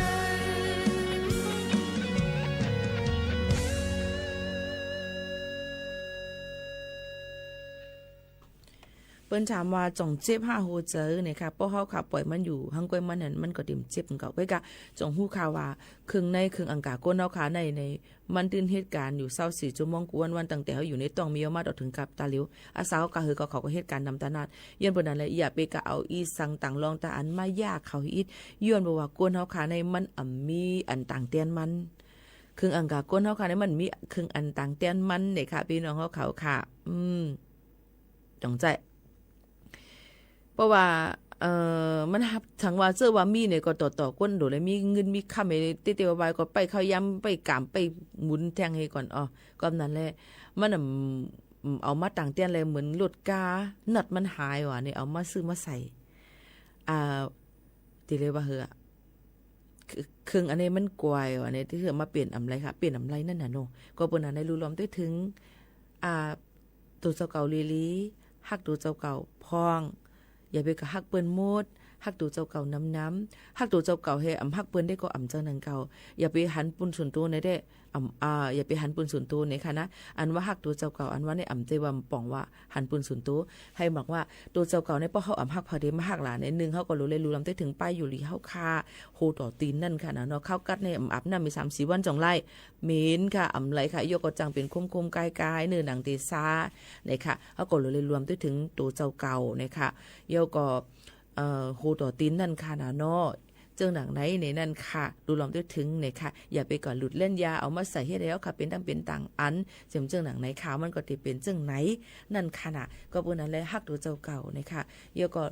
รู้รวมด้วยถึงก้นเป้าฮักตัวเจ้าเก่าเยาเขาก็เดลิรู้รวมด้วยถึงก้นก่อนเขาฮักเยาก็ก้นอันอยู่เป็นลูกเป็นหลานเป็นพ่อเป็นแม่เป็นปีเป็นน้องเขาค่ะอะไรเตรียมทนลีนั่นค่ะนะพี่น้องเขาค่ะเพราะเขาค่ะมีเอ็นมีแห้งได้เนี่ยมันก็ตีต่อสู้เลยกว่าเยาก็ตีคึงปองให้สั่งเลนาการเนี่ยขึ้นหน้ากว่า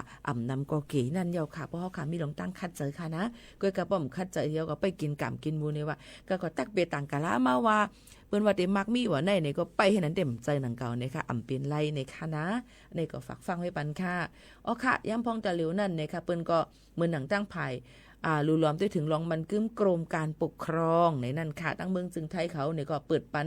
งานทะเบียนเนี่ยค่ะลงเซ็นจือเฮ็ดวัดเฮ็ดไว้ในโจกาปีเหม่อกูวัดไว้กับหาย5กูมันตัวหนตัวหาย5เจ็มซื่อหนังไหนค่ะเนาะพี่น้องเขาค่ะในวันที่เต๋อวันที่31เดือน12มาต่อถึงวันที่4ในวันเมื่อในเนี่ยค่ะพี่น้องเขาค่ะว่าวัดไว้หาย5นั้นก็หลเลยใช้หลักฐานเอกสารหลายรองหลายอันตั้งแต่ที่ย้อนตั้งเจอเทียม5ในเข้าตั้งปีเหม่อในเนี่ยก็ปืนก็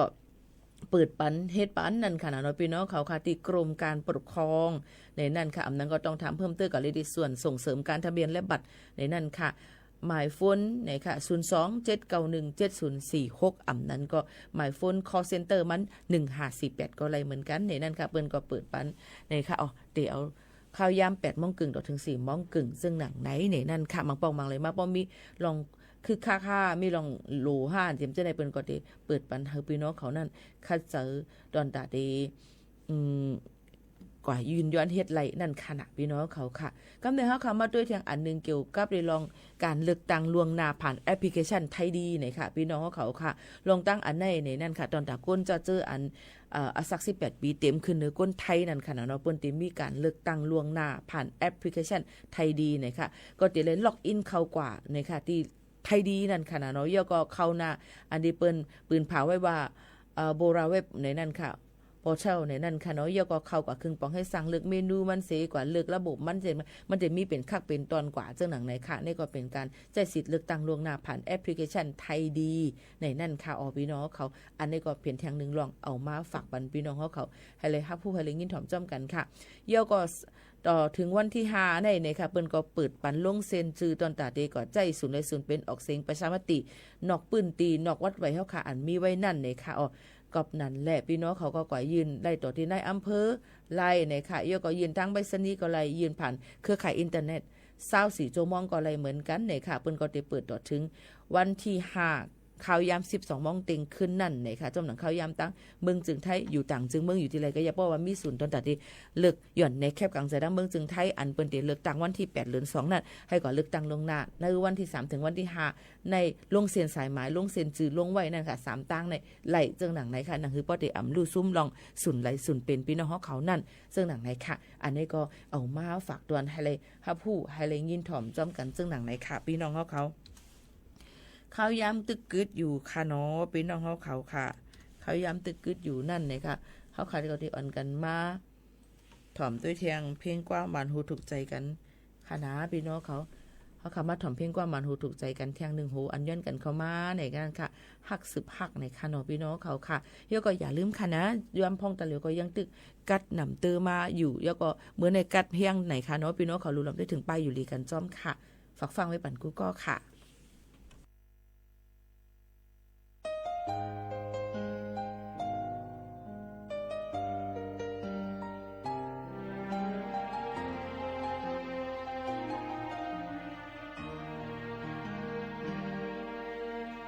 หัวใจหักอ่อนได้อยู่ไว้หิมจำมันก็เหงาสู่แคบค้างสุดใจหักปันเพิ่งมันเลยยุบยมสั่งปล่อยให้เพิ่งมาจึงเข้ายาหิมเอาได้เปิดจอมแก่แค่ด้วยถึงขิงมอยใจไล่เฮอได้ไปลุ่มลาปันเผยเดใครสนใครเก่าใครยากก็หัวใจเดฮักกืมมันไว้อยู่ได้สืบได้ฮักอำพาดยานมาต่อโจถึงสุดปันเป็นสั่งเป็นบ่มีมาผัวจักปานไหน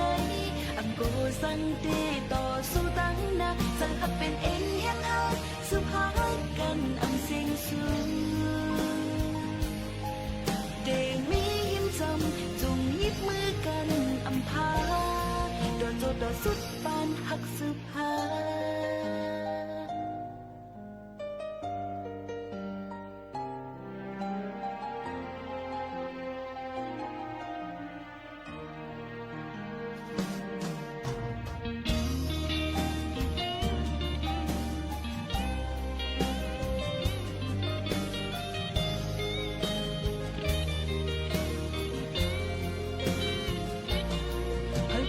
สนเขาเก่าเขายากก็หัวใจเดฮักกืมมันไว้อยู่ได้สืบได้ฮักอำพาดยานมาต่อโจถึงสุดปันเป็นสั่งเป็นบ่มีมาว่าจัดปานไหนอังโกสั่งเดต่อสู้ตั้งนะจะหักเป็นเอ็นแห่งหักสุภาพกันอำเสียงสูงเดมีหิมจำจุงยิบมือกันอำพาโดนโจต่อสุดปานหักสุภาเป็นสั่งเป็นบ่มีมาเพราะว่าจากปานไหนอังโกสังเดต่อสู้ตั้งนะจะหักเป็นเอ็นแห่งหักสุภาพกันอำเสียงสูงเดมีหิมจำจุงยิบมือกันอำพาโดนโจต่อสุดปานหักสุภา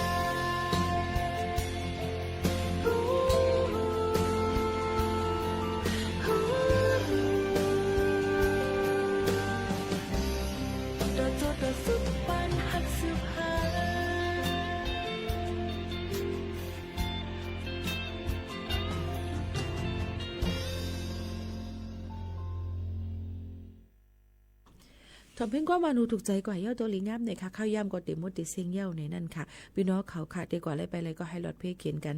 ยังตึกอยู่ในโจกาวังวันลือเย้าก็มังก็ดีกินมันนำเราสุราเมาเสียฮอลโลก้าก็จังเป็นเพไลฝากฟังไว้ปันกูก็นะคะต่อถึงวันที่5มาพวกในเราจะเป็น7วันนะคะอ่านเปิ้นกด7กดทัดห้าวเฮียงเนี่ยในนั่นค่ะเนาะกวยกากวนวันนั้นเฮาขาดตื้อหนูเลยเว้ยฟังกันอยู่จะว่าไหว้เสีย7วันในกินปันอ่ำเจอหนังเก่าในค่ะนะเอาค่ะจึงให้กอลีค่ะให้อยู่ลีกินหวานก้างยานเพเข็นปันเป็นก็หักเลิงตึงปันให้มักมีเงินคำวันขึ้นเฮอหมอป๋องเฮอป่นยันพี่ให้มองเจอกันกูก็กูกวนเสียเขายิ่งหมูขาวนู้นผัดยันปอแม่พี่น้องเขามือขวาก่อนส่งขึ้นมาโฮมาทบจำพี่น้องเขาแทงโตฮบทบจำกันเมื่อในมือผูกมาฮบทบจำกัน10 โมงถึง 11 โมงค่ะนะอย่าลืมติดตามเดี๋ยวก็ follow ในตอนการเนาะค่ะจอมในนั้นค่ะผัดยันพี่น้องเขาเมื่อกว่าก่อนค่ะส่งขึ้นทบจอมพี่น้องเขาเที่ยงกำหนึ่งค่ะนะค่ะตอนด่านในวันเมื่อในผัดยันเมื่อดังเพียงความยันกอบหักในค่ะสายเรือนห้องไว้ผัดยันเมื่อเย้าค่ะเหมือนสุงค่ะ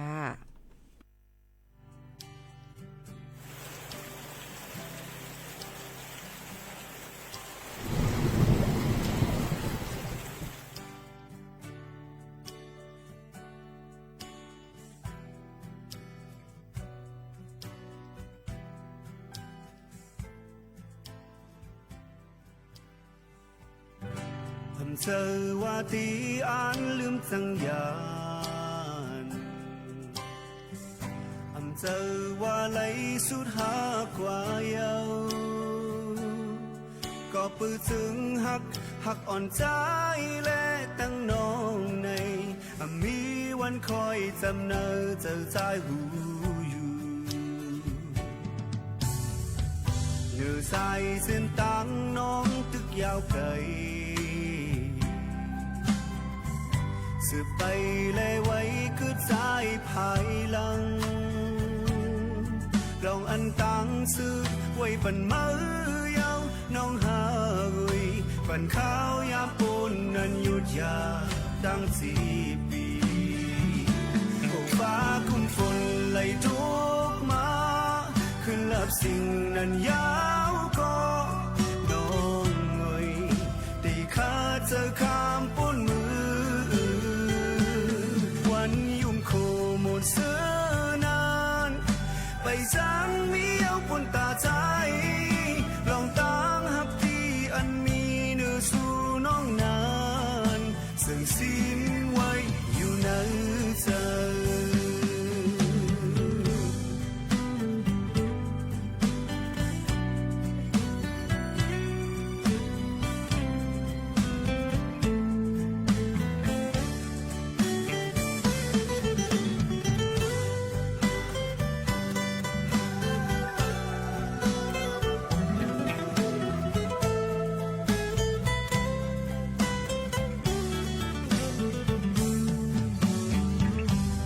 ใส่เส้นตั้งน้องตึกยาวเกย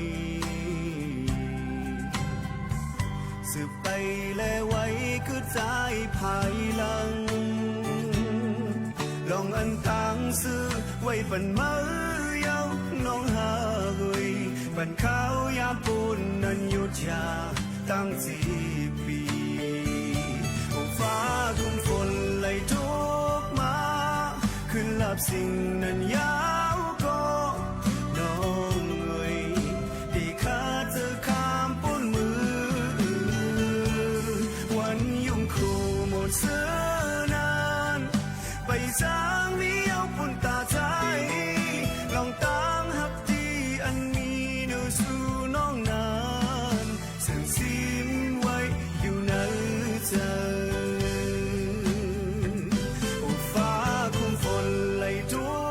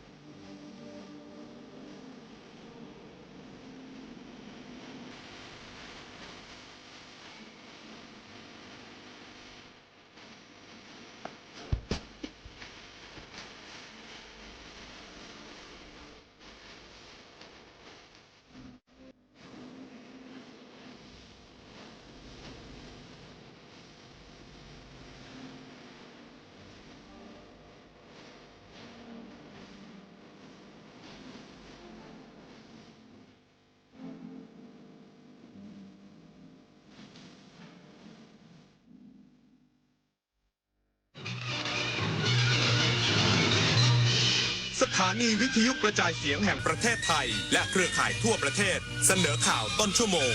รู้เร็วรู้จริงเกาะติดทุกสถานการณ์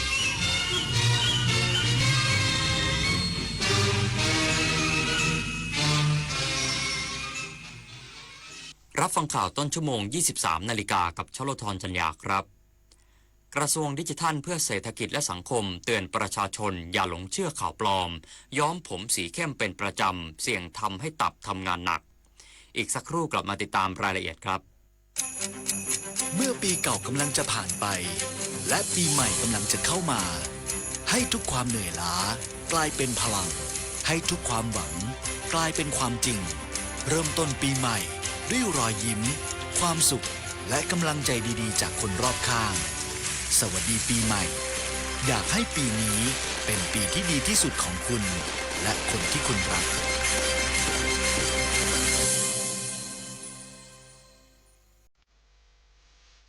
23 มกราคมนี้ห้ามพลาดถนนดนตรีไลฟ์พบกับบทเพลงแห่งความรักความหวังความฝันสื่อประสานด้วยพี่น้องร้องเพลงหนูมิเตอร์และบิวกัลยาณีชมฟรีตั้งแต่เวลา 18 นาฬิกาเป็นต้นไปณห้องออดิทอเรียมอาคารศูนย์ปฏิบัติการสถานีวิทยุกระจายเสียงแห่งประเทศไทยลงทะเบียนเข้าชมได้ที่ Facebook Fanpage ถนนดนตรีเรายังเป็นนักเดินทางจากวัตถุดิบท้องถิ่นสู่สินค้าสร้างมูลค่าจากท้องทะเลสู่โอกาสที่ไกลกว่าเดิมสินค้าเกษตรและประมง3จังหวัดชายแดนใต้ไม่หยุดอยู่แค่ผลผลิตในพื้นที่แต่พร้อมยกระดับเป็นสินค้าแปรรูปคุณภาพสูงด้วยเทคโนโลยีและนวัตกรรมขับเคลื่อนเศรษฐกิจฐานรากและเปิดประตูสู่อนาคตที่มั่นคง3จังหวัดชายแดนใต้พลังความร่วมมือสู่เศรษฐกิจที่เติบโตนี่น้องทั้งเมาทั้งง่วงแบบนี้พี่ว่าอย่าขับรถเลยนะโอ้ยนิดหน่อยครับพี่ใกล้ๆแค่เนี้ยผมขับได้สบายมากครับพี่ว่าอย่าดีกว่านะผมไว้ไปก่อนนะพี่แค่เสี้ยววินาทีที่ชีวิตของคุณและใครบางคนอาจเปลี่ยนไปเพราะความประมาทเมาง่วงไม่ขับนะคะชีวิตมีค่ากว่าความร้อนใจกระทรวงดิจิทัลเพื่อเศรษฐกิจและสังคมเตือนประชาชนอย่าหลงเชื่อข่าวปลอมย้อมผมสีเข้มเป็นประจำเสี่ยงทำให้ตับทำงานหนักในเวทางพ่วงทรัพย์ในฐานะโฆษกกระทรวงดิจิทัลเพื่อเศรษฐกิจและสังคมหรือดีฝ่ายข้าราชการประจำกล่าวว่าศูนย์ต่อต้านข่าวปลอมประเทศไทยได้มอนิเตอร์และตรวจสอบข้อมูลข่าวปลอมบนสื่อออนไลน์ในช่วงปีใหม่ 2569 พบว่าช่องทางโซเชียลลิสติ้งมีการพบข้อความข่าวปลอมมากที่สุดถึง 2,218 ข้อความรองลงมาคือช่องทางไลน์พบข้อความข่าวปลอมจำนวน1ข้อความในจำนวนนี้มีข่าวที่ได้รับความสนใจเรื่องการย้อมผมสีเข้มเป็นประจำเสี่ยงทำให้ตับทำงานหนักกระทรวงดีได้ประสานกับสถาบันโรคผิวหนังกรมการแพทย์กระทรวงสาธารณสุขยืนยันเป็นข่าวปลอมปัจจุบันยังไม่มีการพบหลักฐานทางการแพทย์ที่ยืนยันว่ายาย้อมผมส่งผลให้ตับทำงานหนักดังที่กล่าวอ้างแม้ในยาย้อมผมชนิดถาวรมีสารเคมี PPD ไฮโดรเจนเปอร์ออกไซด์ที่ทำให้เกิดมะเร็งในสัตว์ทดลองแต่ยังไม่มีรายงานการศึกษามากพอที่จะสรุปได้ว่ายาย้อมผมสีเข้มจะทำให้เกิดมะเร็งในคนโดยความเสี่ยงหลักที่พบจากการใช้ยาย้อมผมคืออาการแพ้เช่นผื่นแดงคันมีตุ่มน้ำใสหรืออาการบวมบริเวณใบหน้าและเปลือกตาไม่ใช่ภาวะตับทำงานหนักกระทรวงดีขอให้ประชาชนเชื่อหรือแชร์ข้อมูลจากหน่วยงานที่เป็นทางการเท่านั้นและควรตรวจสอบข้อเท็จจริงของข่าวหรือลิงก์เว็บไซต์ให้แน่ชัดหากพบว่าข่าวน่าสงสัยข้อมูลบิดเบือนสามารถแจ้งเบาะแสและตรวจสอบข่าวปลอมที่สายด่วน1111ต่อ87ได้ตลอด24ชั่วโมงผลิตนาถขวัญแสนสุขรายงานสมาคมกีฬาอีสปอร์ตแห่งประเทศไทยเตรียมดำเนินคดีกับนักกีฬาอีสปอร์ตทีมชาติไทยและผู้ร่วมขบวนการหลังทำผิดกฎในการแข่งขันกีฬาซีเกมนายสันติโหลทองประธานสหพันธ์กีฬาอิเล็กทรอนิกส์แห่งเอเชียและนายกสมาคมกีฬาอีสปอร์ตแห่งประเทศไทยเปิดเผยว่าจากกรณีที่นางสาวนภัสวราศิลป์นักกีฬาอีสปอร์ตทีมชาติไทย ROV ทีมหญิงในการแข่งขันกีฬาซีเกมถูกตรวจพบว่ามีการให้ผู้อื่นแข่งขันแทนในระหว่างการแข่งขันและมีการสืบหาผู้ร่วมกระทำผิดล่าสุด เชียริโออดีตนักแข่งของทีมแบงคอก ESC ที่ถูกโยงว่าเป็นผู้ร่วมขบวนการในฐานะคนเล่นแทนออกมาโพสต์ข้อความผ่าน TikTok ส่วนตัวขอโทษต่อเหตุการณ์ดังกล่าวและยอมรับผิดต่อสิ่งที่เกิดขึ้นนั้นสมาคมกีฬาอีสปอร์ตแห่งประเทศไทยจะดำเนินคดีกับทั้ง2บุคคลดังกล่าวให้ถึงที่สุดโดยการยอมรับผิดของเชียริโอจะช่วยลดขั้นตอนของการรอบริษัทสื่อสารตรวจสอบ IP address เพื่อนำมาใช้เป็นหลักฐานและขอย้ำว่าจะดำเนินการตามกฎหมายจนถึงที่สุดปริพัฒน์สอนการรายงานสำนักงานประกันสังคมเพิ่มความเข้มงวดสถานพยาบาลในระบบตรวจคุณภาพการรักษาสร้างความเชื่อมั่นผู้ประกันตนนางสาวกาญจนาภูลแก้วเลขาธิการสำนักงานประกันสังคมเปิดเผยว่าสำนักงานประกันสังคมได้กำหนดมาตรการตรวจสอบและติดตามคุณภาพการให้บริการของสถานพยาบาลในระบบประกันสังคมอย่างต่อเนื่องโดยกำชับให้สถานพยาบาลทุกแห่งปฏิบัติตามมาตรฐานวิชาชีพทางการแพทย์มาตรฐานการรักษาพยาบาลและเงื่อนไขตามสัญญาอย่างเคร่งครัดหากพบว่าสถานพยาบาลใดให้บริการไม่เป็นไปตามมาตรฐานหรืออาจส่งผลกระทบต่อสิทธิและความปลอดภัยของผู้ประกันตนสำนักงานประกันสังคมจะดำเนินการกำกับแก้ไขและติดตามอย่างเร่งด่วนตามอำนาจหน้าที่ย้ำว่าการดูแลให้ผู้ประกันตนได้รับบริการทางการแพทย์ที่มีคุณภาพและปลอดภัยถือเป็นภารกิจสำคัญของสำนักงานประกันสังคมพร้อมเปิดรับฟังความคิดเห็นข้อร้องเรียนและข้อเสนอแนะจากผู้ประกันตนเพื่อนำไปปรับปรุงและพัฒนาระบบประกันสังคมให้มีประสิทธิภาพมากขึ้น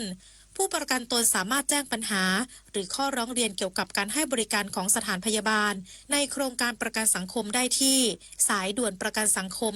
1506ตลอด24ชั่วโมงหรือผ่านช่องทางออนไลน์ของสำนักงานประกันสังคมนิตยาคุณสิมรายงานจบข่าวชลธรจัญญาอ่านรับฟังข่าวครั้งต่อไปเวลา 6 นาฬิกาครับติดตามข่าวที่นำเสนอไปแล้วได้ที่ www.thainews.prd.go.th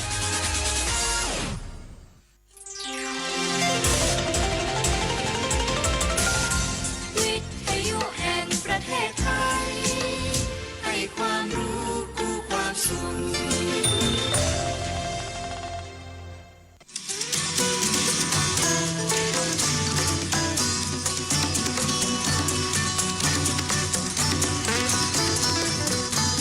บนเส้นทางของถนนสายนี้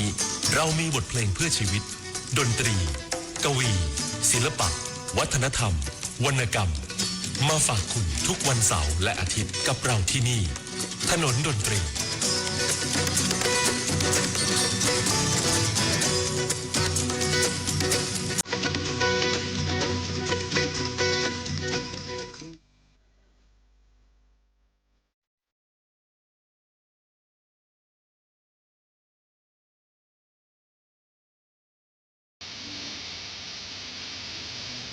สวัสดีครับผมฤทธิพรสว่างครับเพลงเพื่อชีวิตในทัศนะของผมหมายถึงเพลงที่สะท้อนความเป็นไปในสังคมสะท้อนความเป็นจริงของโลกและชีวิตเป็นเพลงที่ช่วยจันลงจิตใจให้ผู้ฟังตระหนักถึงคุณค่าของความดีงาม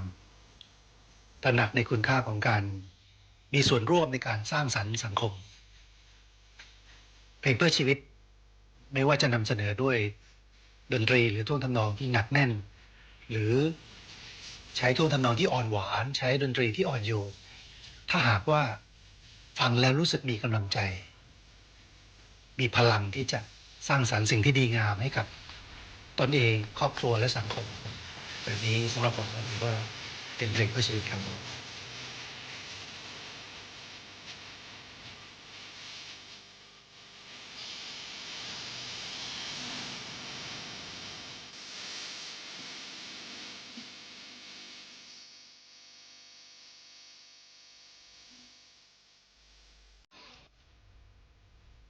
23 มกราคมนี้ห้ามพลาดถนนดนตรีไลฟ์พบกับบทเพลงแห่งความรักความหวังความฝันสื่อประสานด้วยพี่น้องร้องเพลงหนูมิเตอร์และบิวกัลยาณีชมฟรีตั้งแต่เวลา 18 นาฬิกาเป็นต้นไปณห้องออดิโทเรียมอาคารศูนย์ปฏิบัติการสถานีวิทยุกระจายเสียงแห่งประเทศไทยลงทะเบียนเข้าชมได้ที่ Facebook Fanpage ถนนดนตรีเรายังเป็นนักเดินทาง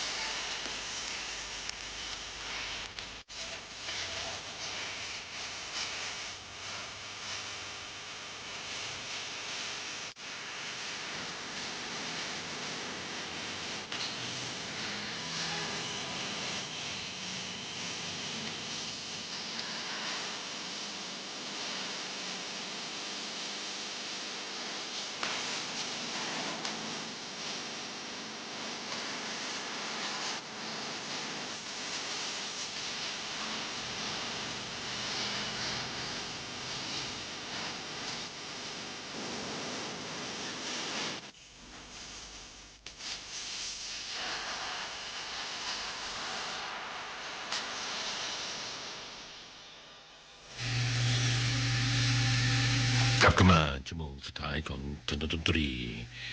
ในคืนวันอาทิตย์กับผมพิจรุ่งสมัยจุดหมายไม่ใช่ปลายทางจากวงนั่งเล่นนะครับแล้วก็จุดหมายของหลายๆคนที่เดินทางกันกลับมาสู่พื้นที่บ้านครับในเมืองหรือว่าบ้านหลังที่สองของทุกคนก็เป็นจุดหมายที่ยังไม่ใช่ปลายทางปลายทางของแต่ละคนก็คงจะมีจุดหมายเอาไว้กันเป็นที่เรียบร้อยแล้วนะครับว่าเราจะไปกันมาทางแห่งคนตำบลใดกันนะครับเมื่อที่หลายคนก็เดินทางจากต่างจังหวัดก็กลับเข้ามาใช้ชีวิตในกรุงเทพมหานครหรือว่าจังหวัดใกล้เคียงกันนะครับคงจะเหน็ดเหนื่อยกันนะฮะก็ตอนนี้วันนี้ก็วันสุดท้ายของการนะครับการหยุดช่วงเทศกาลปีใหม่และพรุ่งนี้ก็ต้องเข้าไปสู่การทำงานแล้วก็ทำหน้าที่กันแต่ละคนหรือจะไปร่ำเรียนกันก็ทุกคนก็ต้องใช้ชีวิตกันไปนะครับในเมืองใหญ่เมืองนี้ในวันพรุ่งนี้กันนะครับก็มีถนนดนตรีเป็นเพื่อนกันไปในยามดึกในนี้นะครับกับผมพิโยรุ่งสมัยและคุณสุวิทย์สมนัสควบคุมเสียงนะครับเดินทางกับบทเพลงกันอีกสักครึ่งชั่วโมงนะเดี๋ยวครึ่งชั่วโมงท้ายผมจะฝากคุณสุวิทย์เปิดเพลงไว้เดี๋ยวต้องไปรับแม่สาวน้อยผมที่ไปสอนหนังสือติวให้กับเล่นรุ่นน้องๆที่จะสอบเข้ามหาวิทยาลัยตัวเองก็จบมหาวิทยาลัยจะเข้ารับปริญญาในวันที่17กุมภาพันธ์เดือนหน้าแล้วนะครับที่มหาวิทยาลัยศิลปากรที่สนามจันทร์นะครับนครปฐมก็ที่ผ่านมาได้เดินทางไปจังหวัดอุตรดิตถ์เพื่อที่จะไปถ่ายภาพนะครับคุยรับปริญญากับคุณตาคุณยายที่อุตรดิตถ์นะครับส่วนปู่ย่าก็คงจะมองเห็นแค่บนฟ้าเพราะว่าจากไปเมื่อช่วงคุณปู่ก็ปีที่แล้วคุณย่าก็3 ปีที่แล้วนะครับก็อันนี้ก็คงจะเหลือไว้นะฮะให้เป็นความภาคภูมิใจแล้วก็เดี๋ยวผมก็ต้องเดินทางไปรับเขาว่าไม่อยากให้นั่งแท็กซี่กลับคนเดียวนะครับกับเพลงที่เกี่ยวข้องกับเรื่องราวของท้องทะเลแล้วก็สถานที่ท่องเที่ยวก็จะมอบให้คุณในช่วงชั่วโมงสุดท้ายกันนั่นแหละครับของฝากจากทะเลครับ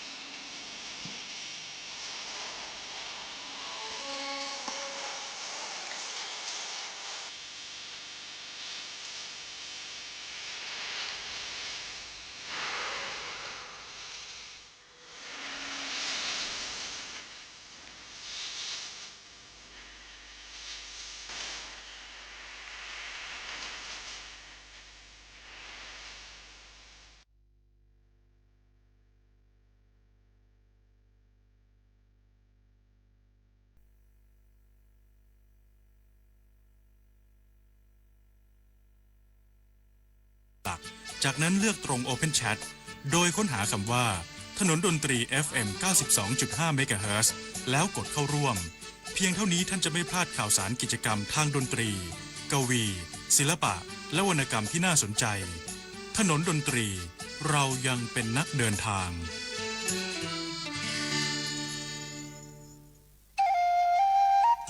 23 มกราคมนี้ห้ามพลาดถนนดนตรีไลฟ์พบกับบทเพลงแห่งความรัก ความหวัง ความฝัน สื่อประสานด้วยพี่น้องร้องเพลง